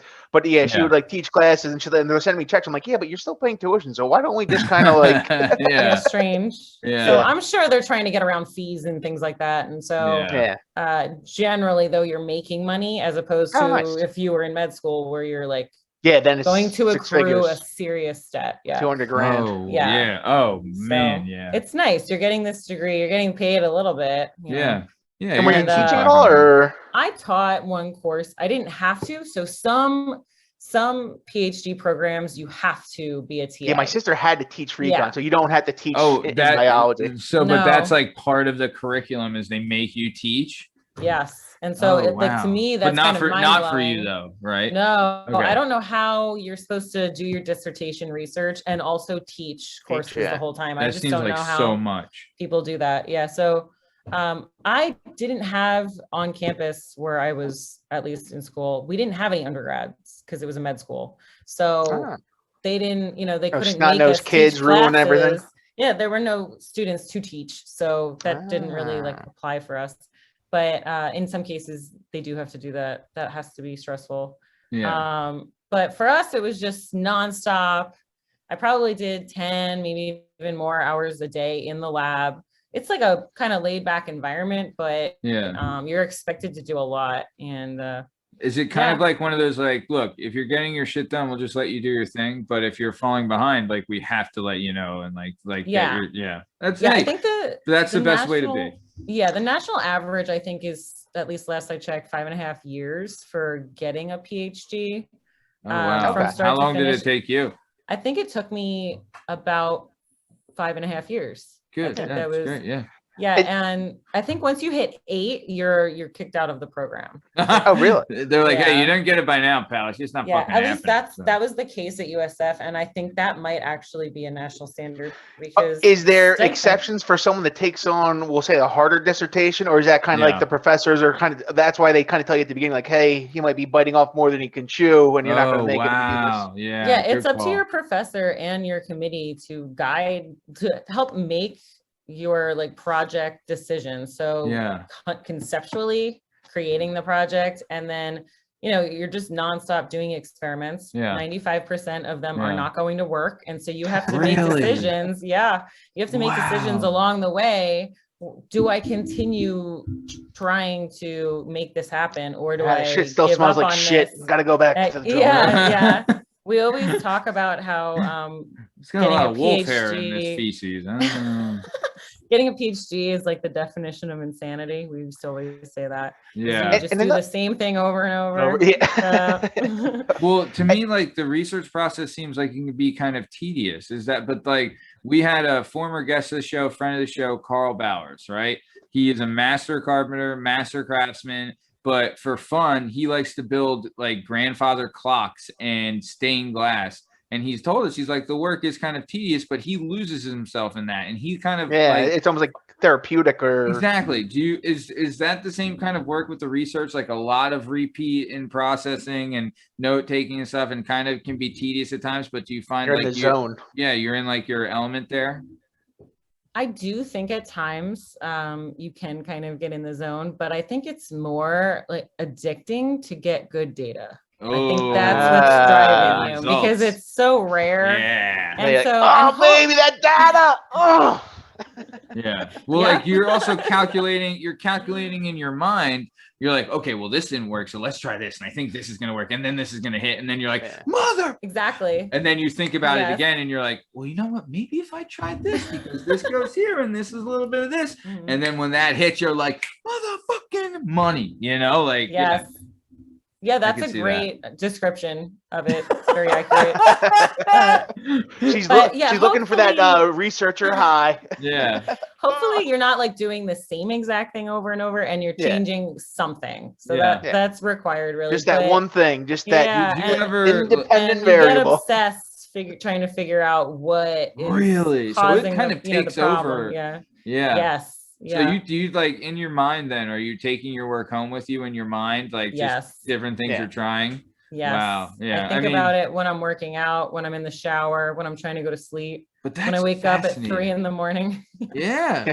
Is it you're hooking up with your fiance and you're like, get the fuck off me. I just made an epiphany. Well, no, like think about this, right? Like think about this, right? Like, I don't know, like I'll think about, but like for something to grab your attention and your focus that much, and it's like you're so close to figuring out this puzzle and this thing, and that happens to me in accounting. I would wake up at 3 a.m. like, holy fuck, that's how I balance the balance sheet, and like text it to myself. Don't forget. I've had dreams. I've had dreams where I've made like groundbreaking, discoveries in my dream, but then I can't quite remember what it was, and I'm sure it wasn't anything real. Yeah. So unfortunately, I think that could obviously be a downside to this job. You're there a lot, you're thinking about it a lot, so like it'd be nice to just sleep Do you sometimes. share it To with have like off your time. do you have someone you can talk to about it though? Like it's almost like Like a being like in a professional? well, like it's almost Like a support group of other PhDs. but it's just almost like being a professional sports fan, right? Yeah. Like say if you like the team, like I don't know, like the New York Jets, right? Perennial losers, haven't had a good team since like 2010. Just really a lot of like upsetting stuff happening. Obnoxious fans. They kind of Yeah. smell a little bit. They have their fireman hat bullshit and all that, their construction hat, whatever. Like all that happy shit, Joe Namath documentaries aside, everything like that. Like, but you talk to other Jets fans to deal with your sadness and cope with like just the endless disappointment.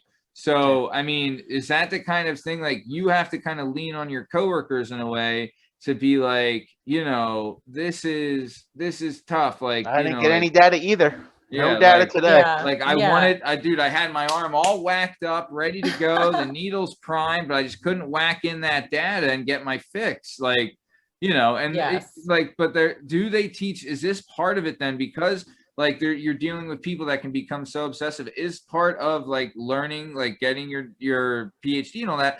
Do they say like you need to take a break sometimes from your data? Like, is that part of the curriculum? Yeah. So to answer the first part, I think that people I work with in my lab directly, as well as neighboring labs, I think we're abnormally close. Like, so in talking to people working other types of jobs, it's not the same for them and their coworkers. I don't think we're there long hours together. It's a very kind of laid back, informal environment. You know, we can wear sweats or pajamas or whatever. And we're eating all of our meals together. We might be there overnight hours, you know, strange schedules. And so we're definitely discussing, you know, our lab work, as well as probably more of our personal lives with one another than I think is normal in the workplace. And that is normal in the lab, I think. Yeah. And then the second part was, what was the question? Well, so is it part of the curriculum? But I want to say this. So me and Pete, we wrestled, and I think that universally, if you wrestled in like kind of a higher level, like you kind of have like a bond where it's like, you know what, like we were all in the shit together, you know, like, and I think there's like I see somebody with a wrestling shirt and I'm just like, what up, bud? Like, I went to, like, is there like that kind of camaraderie? Like when you hear someone like say a buzzword that you would hear in a PhD program, like, I hear you, I see you. Yeah. So it's kind of like you have your associates that way, where it's like, you know, we're kind of in this together. Like we know, like only certain people know your struggle with this, you know? Right, exactly. So it's like not so abnormal to be crying at work.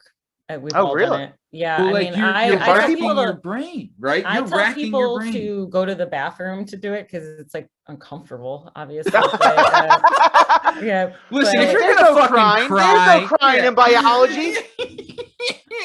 There's no crying in the research lab, you pussy. Yeah, Get the fuck out of here. I've texted people, a friend of mine at work, and been like, you know, I tell her what bathroom I'm at, what floor, what building. I'm like, get here now. You know, wow. It's like kind of normal. Like I had a really bad meeting, or, you know, I spent 3 years in grad school trying to get this one piece of data.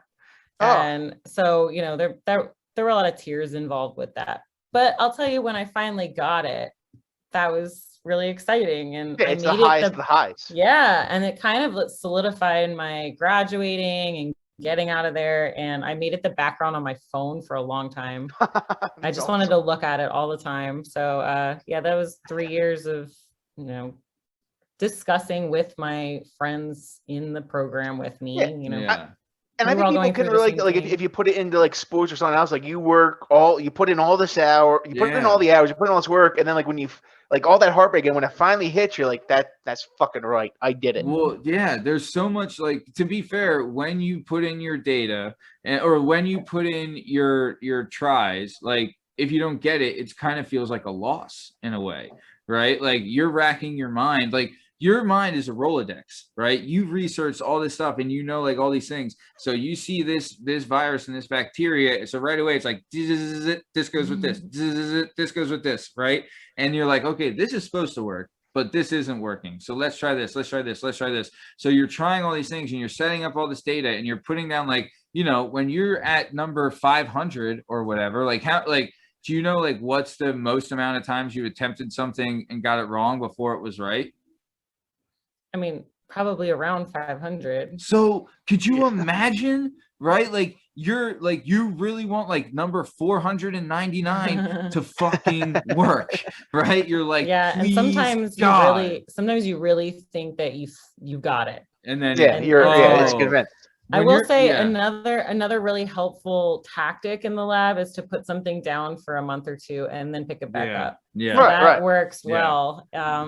I was just telling someone at work to put something down because like you could see when people are getting a little crazy. Yeah. And I've heard stories of this one guy I used to work with where he wasn't going home and sleeping. He was just in the lab obsessively and started knocking everything over all the time because he like needed to take a break. People had to tell him to take a break. So, you know, that's happened to me. That's happened to me too. My boss has twice now, my current boss has told me that I look like I need a vacation, and that is offensive, I think, but it's also her telling me that I like look strung out in the lab. Yeah, be like, cool it, like telling you cool it. Whoa. So Jill, like on a micro level, a little bit relate. So I had my finals a couple weeks ago, and my final, it's asynchronous learning, right? It's online and everything. So basically they release the exam at midnight, and then you have until midnight the next day to finish it. And I'm a little bit of a night owl, but I'm just like studying all day. I'm like, you know what, I'm just going to stay up till midnight and I'll just take the exam.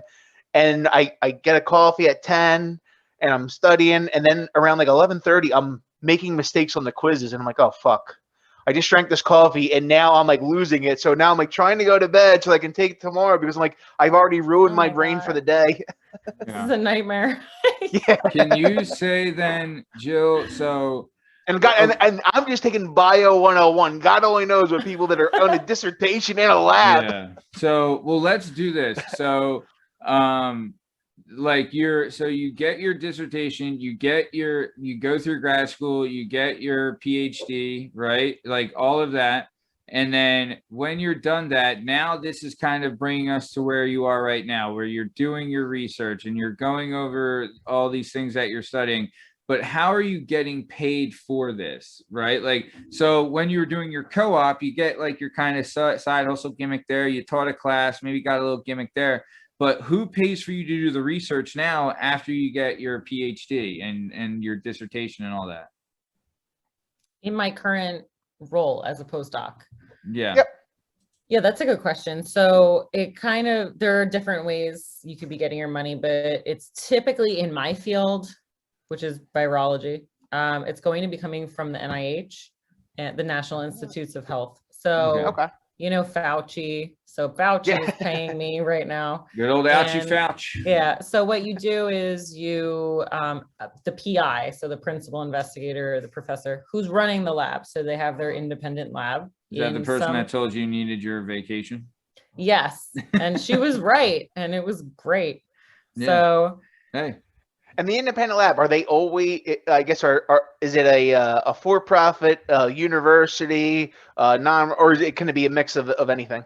Like there can be a private gimmick too, like, Yeah, so University of Pennsylvania is private.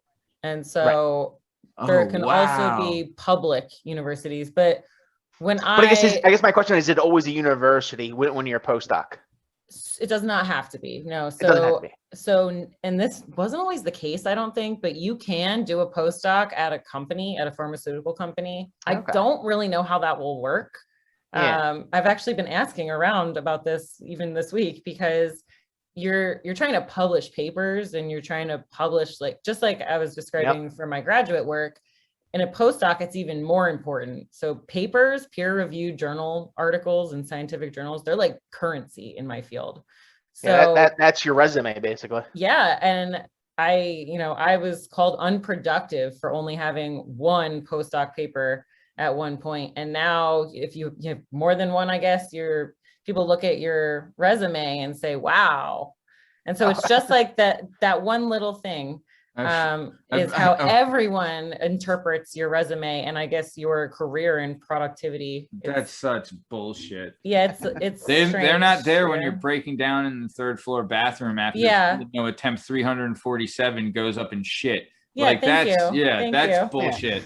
Yeah, and that's a real shitty. Yeah, that's a real shitty. They're not taking way. a lot of things into account. So some people are in really large labs where a lot of people are helping them. Yeah. Some people are working completely on their own, but they're held to that same standard. Some people are harder subjects. Some people are easier subjects. Like, you know, how about your project could just be a much more long-term project. Yeah. So there are a lot of different variables. Unfortunately, this is the way it works. But everyone's judged on the same scale. Yeah. Well, so let's talk about this then. Also, I want to ask this. As far as I feel like there's one is Jonas Salk was he considered a researcher, like our molecular biologist, the cure for polio guy? You know, I don't know exactly. I would assume so, but he might have had an Gehrig? MD. He might have had an MD. Yeah. So but is he like the Lou Gehrig of your job? Like who's the big like star that everyone's like? I think that would be. He's got to be he's like the Michael Jordan. He's the Babe Ruth. Right? Yeah. So cure for polio. I mean, come on. Yeah, I mean, when you're talking about vaccines, he's up there for sure. I think we all are in such awe of anyone who wins a Nobel Prize in medicine. Oh yeah. Well, I mean, that's the thing, right? You know. Yeah. So those are going to be your kind of more molecular biology, like breakthrough discoveries. Yeah. And it's funny. It's always at the time they make the discovery. It's like, okay. But then they're recognized 50 years later because it goes on to totally revolutionize the field. So, well, you know, it's also crazy. Like back in the day, like a lot of these guys, like they put their money on the line where they're like, oh, I'll just inject myself with the vaccine and see if it works. You're like, what? Like that's a fucking gamble. Wow. You're like, all right, I think it works. Yeah. But that just speaks to how much they believe in their work. Yeah, they knew it was right. So so let's talk about this then. Or not, and you've never or not. Yeah, they're like, well, fuck it.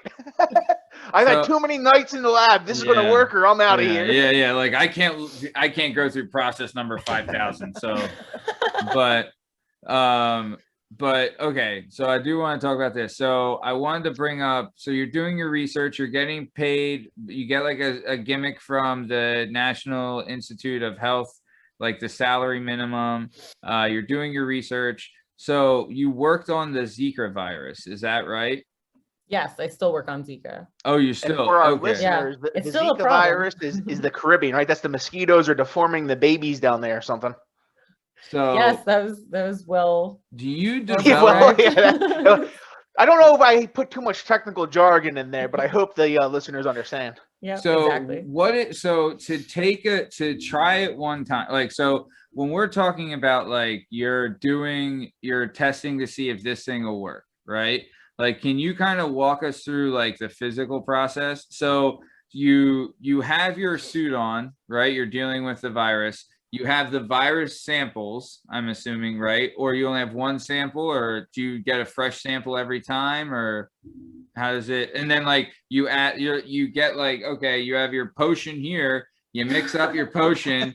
You're like, okay, well, that the sample. Boom, well, I guess the mix up another potion. Like, you know, Go ahead, Pete. Well, I think Matt, the questions asked is like, what were you researching about the virus, and then like, how did you go about researching it?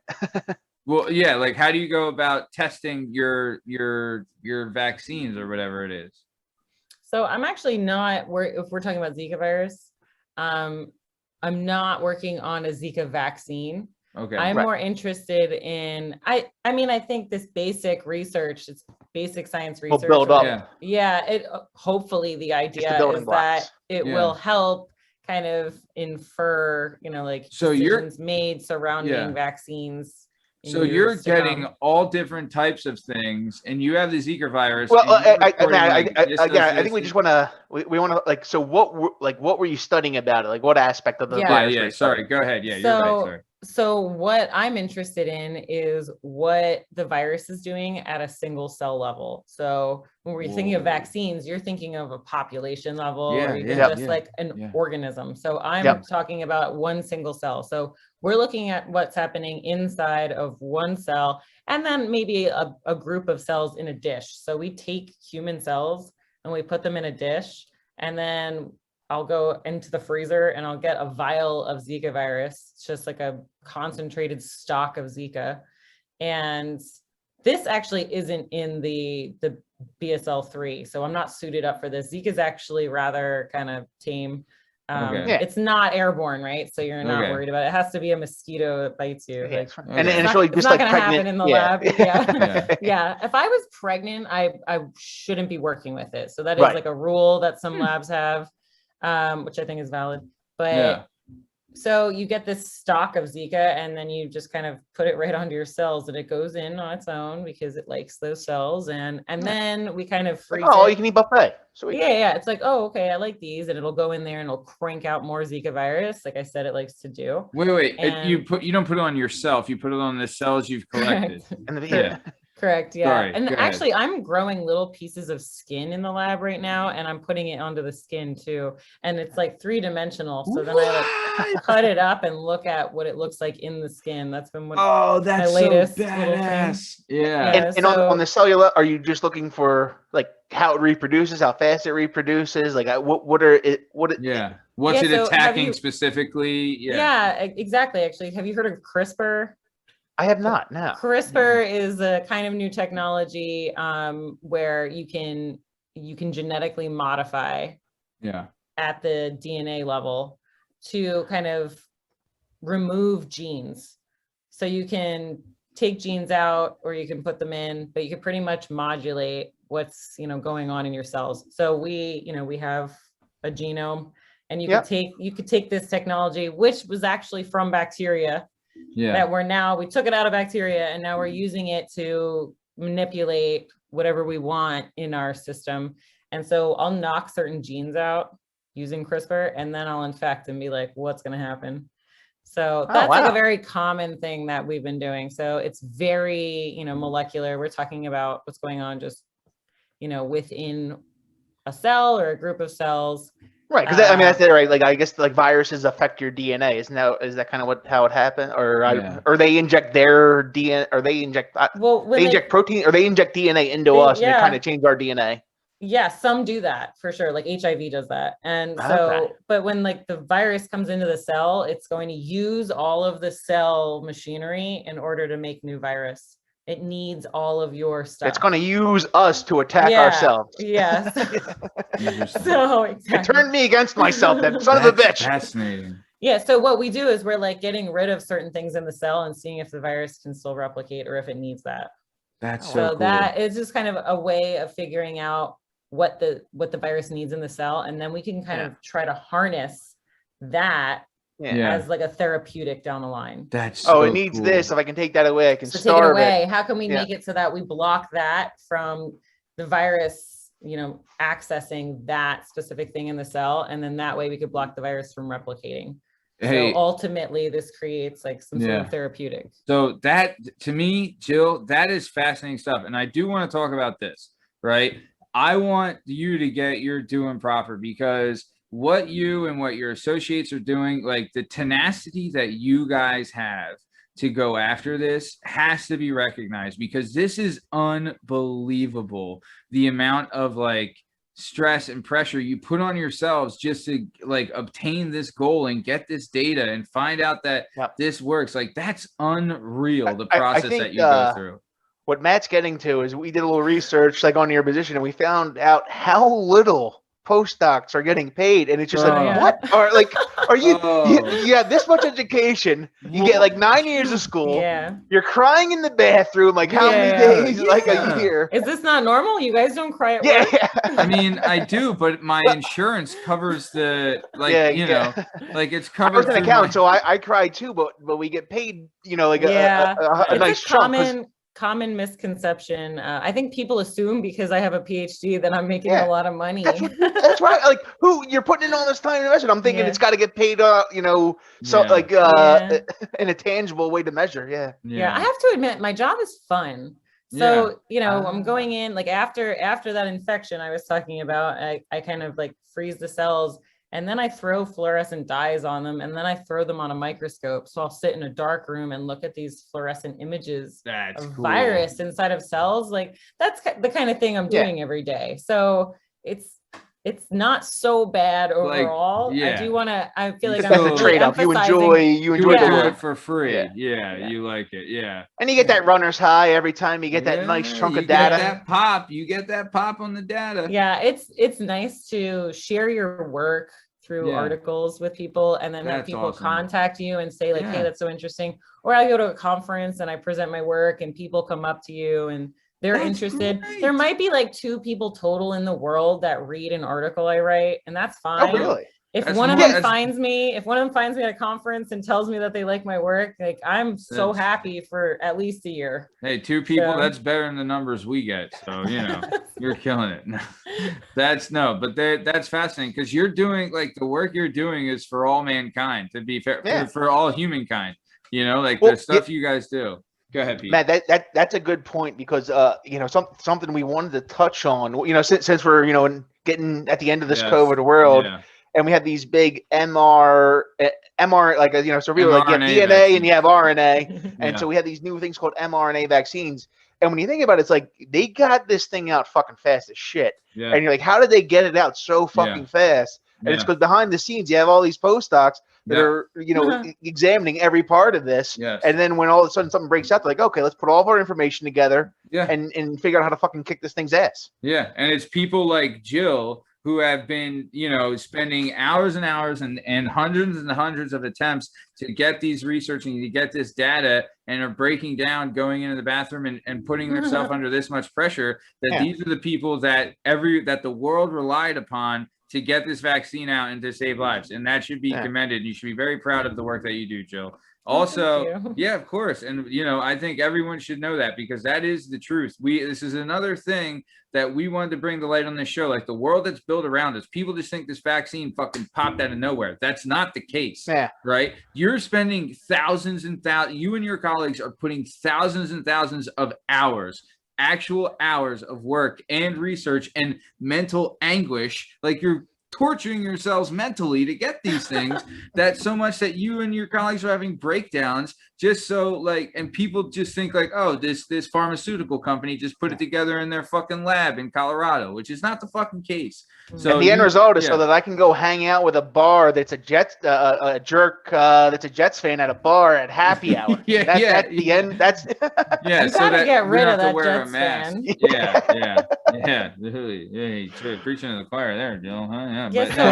So I will say I wasn't doing any work directly on the vaccine, but something that also needs to be considered, like all of us working on coronaviruses, we were doing it throughout the pandemic, of course, because that's, when it became so pressing. But 2 things, my boss, for example, has been working on coronaviruses for 45 years.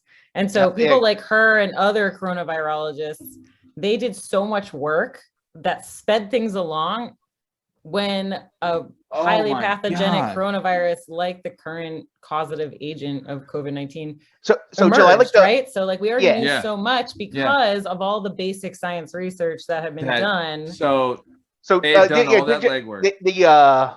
Vince Lombardi had a famous quote where he said that luck is when preparation meets opportunity. Yeah. And so the preparation is your boss for 45 years, working on this virus. And, she had trouble getting funded for a lot of that. So no one cared. No one cared. And it, what her and others have done has laid some serious groundwork. Why are we trying to save bats? Fuck coronaviruses. Yeah. Well, I mean, like, do you think?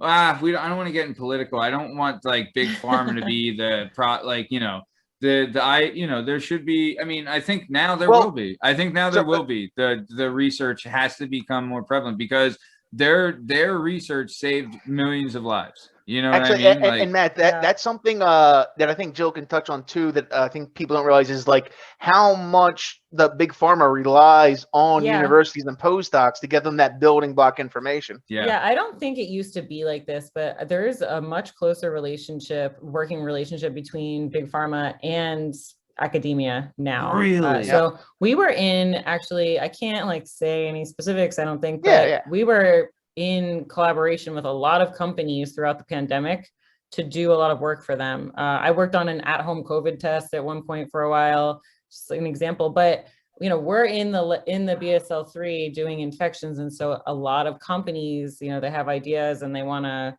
you know, they need a knowledge base. They want our opinions. They want us to just run a few things for them. And we're of course happy to help. We're giving supplies to the hospital throughout the pandemic. You know, like anything they need, we're working with them. We're working around the clock to isolate viruses from patients, that kind of thing, and sequence them. So everyone worked together, and it wasn't like that really before. So you know, I assume that that's going to continue because it's just been productive. Dogs and cats living in harmony. It's anarchy. Well, like think about this. Remember when Corona first came out? We had no idea to tell if you had it. Like, oh, I can't taste this. No one had any idea, you know, and like people think like the vaccine was the end all be all, but there was stuff that way before that, like finding out how you had it and getting the antibodies and all that stuff. How does it spread? How, you know, how can you stop? How can we control it? All of that. And that's all done through the research provided by, you know, big pharma got from the academia. That's, you know, but that's also that, I mean, it sucks that it took a tragedy for that to happen. But I think that I'm hoping, you know, that this is what, you know, they got to keep the world safe. And if this is the kind of relationship that needs to develop to keep the world safe, then it definitely needs to stay around. And, you know, maybe then big pharma should kick a little something to the government to make this a permanent funded thing because it saved lives. You know, I don't know. I mean, you know, we don't want to get on our soapbox here, but, you know, but that's another thing. Like, you know, I don't know. It's important. And more important now than ever. So, you know, and so George, I touched on it, but can you explain to us in layman's terms how the mRNA vaccines work, like why, how they're different from other ones, and why it's such a cool. Because I like, you know, again, I'm in Bio 101. I'm like, oh, messenger RNA.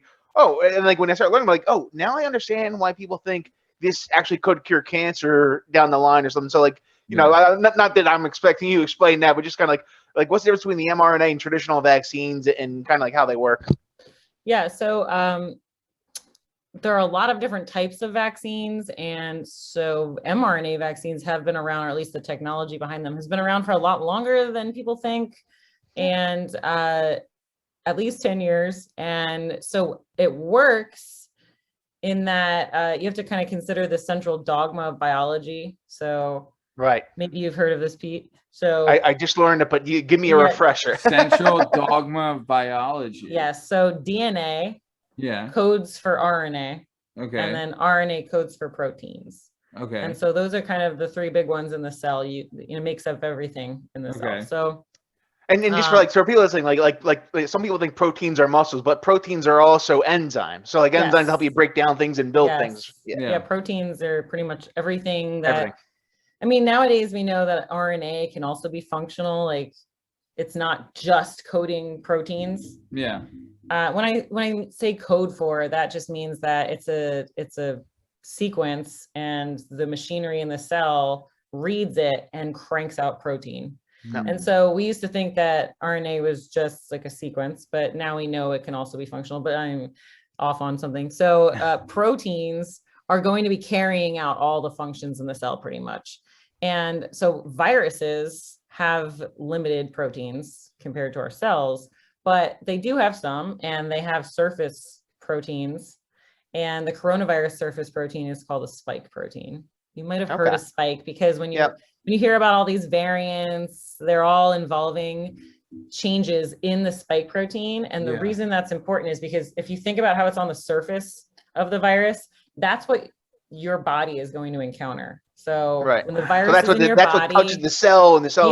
When the virus is in your body, your antibodies are going to recognize that protein on the surface. So the spike protein. Yeah, so that interaction between your antibodies, which are pretty much your central kind of mediator of your immune response to get rid of them. They're the bouncers that kick all the shit out of you. Yeah, they do a lot of different things, but they're really important for getting rid of pathogens. And so they recognize that outer protein. So if we go back to the vaccine technology, I think a lot of traditional vaccines, they contain the whole virus in some inactive form. So for example, you can kind of render the virus, you fuck it up a little bit. Yeah, no longer able to do its virus things, and you make it kind of weak, and then that's a great vaccine. Break its ankle like Conor McGregor, so you can't do anything to you. It's a good vaccine because you can put it into someone's body and they won't get sick, but their antibodies will still recognize it. And like, oh, look, Conor, that fucking asshole. Let's get our buddies around here to taunt him. So your antibodies will make a memory response. That's what's most important about them. So they'll, once they recognize something, they expand clonally and they make many antibodies, and they'll be around forever. That's great. Typically. And that's why like you only get like chickenpox once, because once you have it, your body's like, we know how to get rid of this motherfucker. So a good vaccine has to elicit an antibody response. Right. And so what mRNA vaccines do, so going back to kind of the traditional strategy, I think people are concerned about this because it still is a virus. And it's just kind of attenuated, or it's weakened, or it's inactive. And so people are worried that it's going to somehow become active again, or it's going to if you're if you're immunocompromised, can it still, you can have like a negative effect, like if you're immunocompromised, you're not going to mount a good immune response from a vaccine, really. So there's a lot of there's nothing. You're done then. Sorry. So we can cut that. So what's cool about mRNA vaccines is it's just the one piece of RNA from the virus that makes the spike protein. So there's nothing else in there. It's more specific. Oh, yeah. Yeah. Well, it's also so it's like targeting. Simple. Yeah. Yeah. So it goes in, and then because the RNA is coding for just spike, the host machinery translates that, creates the spike protein. So now your body is making just a spike protein from this coronavirus, and the antibodies will then find that and sense it as, foreign, and start creating that memory response. But there's no virus there. So like nothing, there's no adverse effects of any kind of recombination event to make virus or activate virus, or you can't get sick with a virus infection because it's just one protein. There's no genetic material. The virus needs a lot more. It's just a protein. Basically, it can't reproduce. It cannot reproduce. It absolutely cannot. It needs a lot more than that. And so it's a loser. Really it's got no sex drive. It's getting down to like the most basic piece of virus that your body needs to create that immune response. And then your body's pretty much locked and loaded. So when you encounter it in the wild, naturally, your body already has those antibodies right there, and the first thing they see is that spike protein that and they're just and they just get rid of it, and you don't even get sick. You won't even notice. So you're ready. Fucking cool. That's so it's really neat. There's only, I think, something like 7 or 9 ingredients total in those mRNA vaccines. That's unreal. That's unreal. So it's really like the vaccine is created so that your body can create the antibodies to kill the spike, right? Like the vaccine will be like, look, we're putting this in you, so the next time this gimmick comes around, it's just going to knock out the bad shit and you're good to go. That's and the point, I think the point of the boost in these mRNA vaccines is that you're getting a good response from the first, but because there's a current pandemic and this virus is literally floating around everywhere, the boost makes it so that your antibodies are right there in your bloodstream, circulating and ready to go. So it's just because the virus is still circulating, so that just makes it even more effective. You don't have that day maybe where it might take for the antibodies to find it. It's, I think, been working out really well. I agree. And going back to academic research, this technology, as well as the biology behind coronaviruses, it was all developed in academic research environment. So yeah. Good. Bunch of nerds just hanging out, figuring out how to save us. So Jill, this has been so great. I cannot thank you enough for this. This is absolutely what we love. This is fascinating stuff, building the world around us.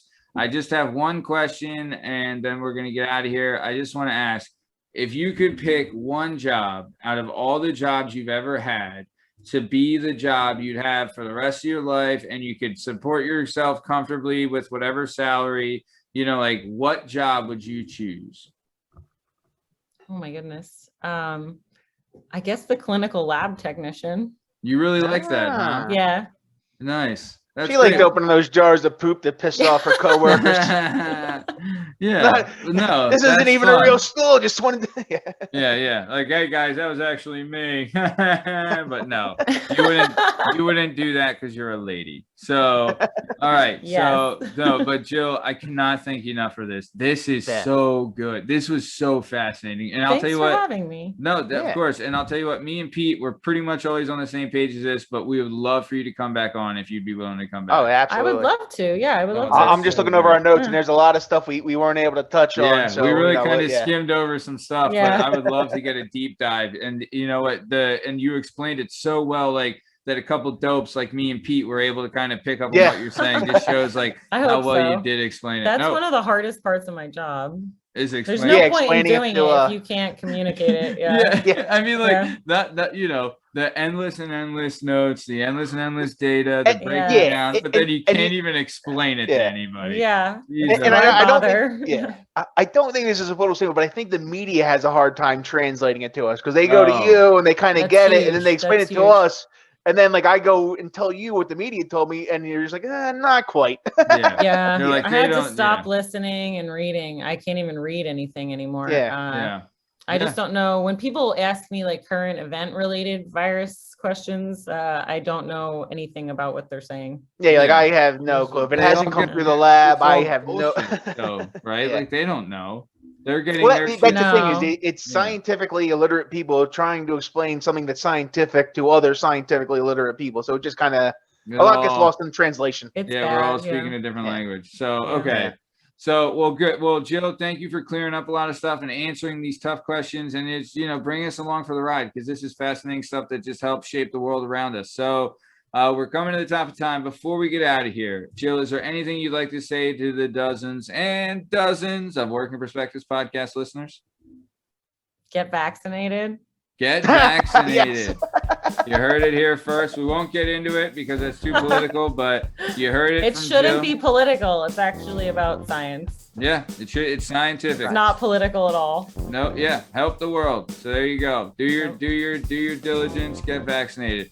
Very good. Thank you, Jill. Party Boy Pete, anything you want to say to the people before we get out of here? If you're in a position to put any pressure on academia, let's tell them to pay our postdocs a little bit more money because they are the backbone of the medical industry. There you go. Hey, save the world, FYI, just to let you know. Okay, no, you're absolutely right. Let's get those postdocs some of that sweet cheddar. So, all right, this has been another episode of the Working Perspectives podcast. I'm Matt Lavelle, accompanied by Party Boy Pete McCormick. Our guest today is the incredible Jill Whelan. You can find all our stuff on all podcast platforms and YouTube at Working Perspectives Podcast. You can follow us on Instagram at Working Perspectives Podcast and hang out with us on the Twitter and the TikTok at Working P Pod. If you'd like to be a guest on the show, you can email us at workperspectives@gmail.com. All right, this is the end of the show. Stick around for the ad read. Thanks. See ya.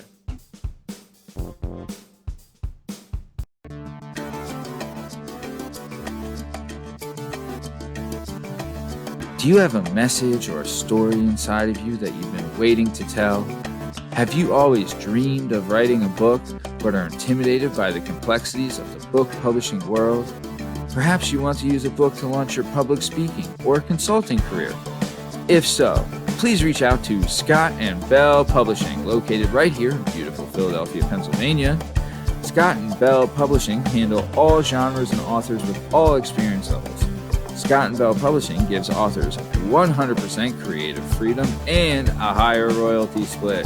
They can be found at www.skot www.scotandbell.com. That's www.s as in Sam, K as in Kite, O as in October, T as in Tom, B as in Boy, E as in Edward, L as in Larry, L as in Larry.com. That's Scott and Bell Publishing, where the authors go.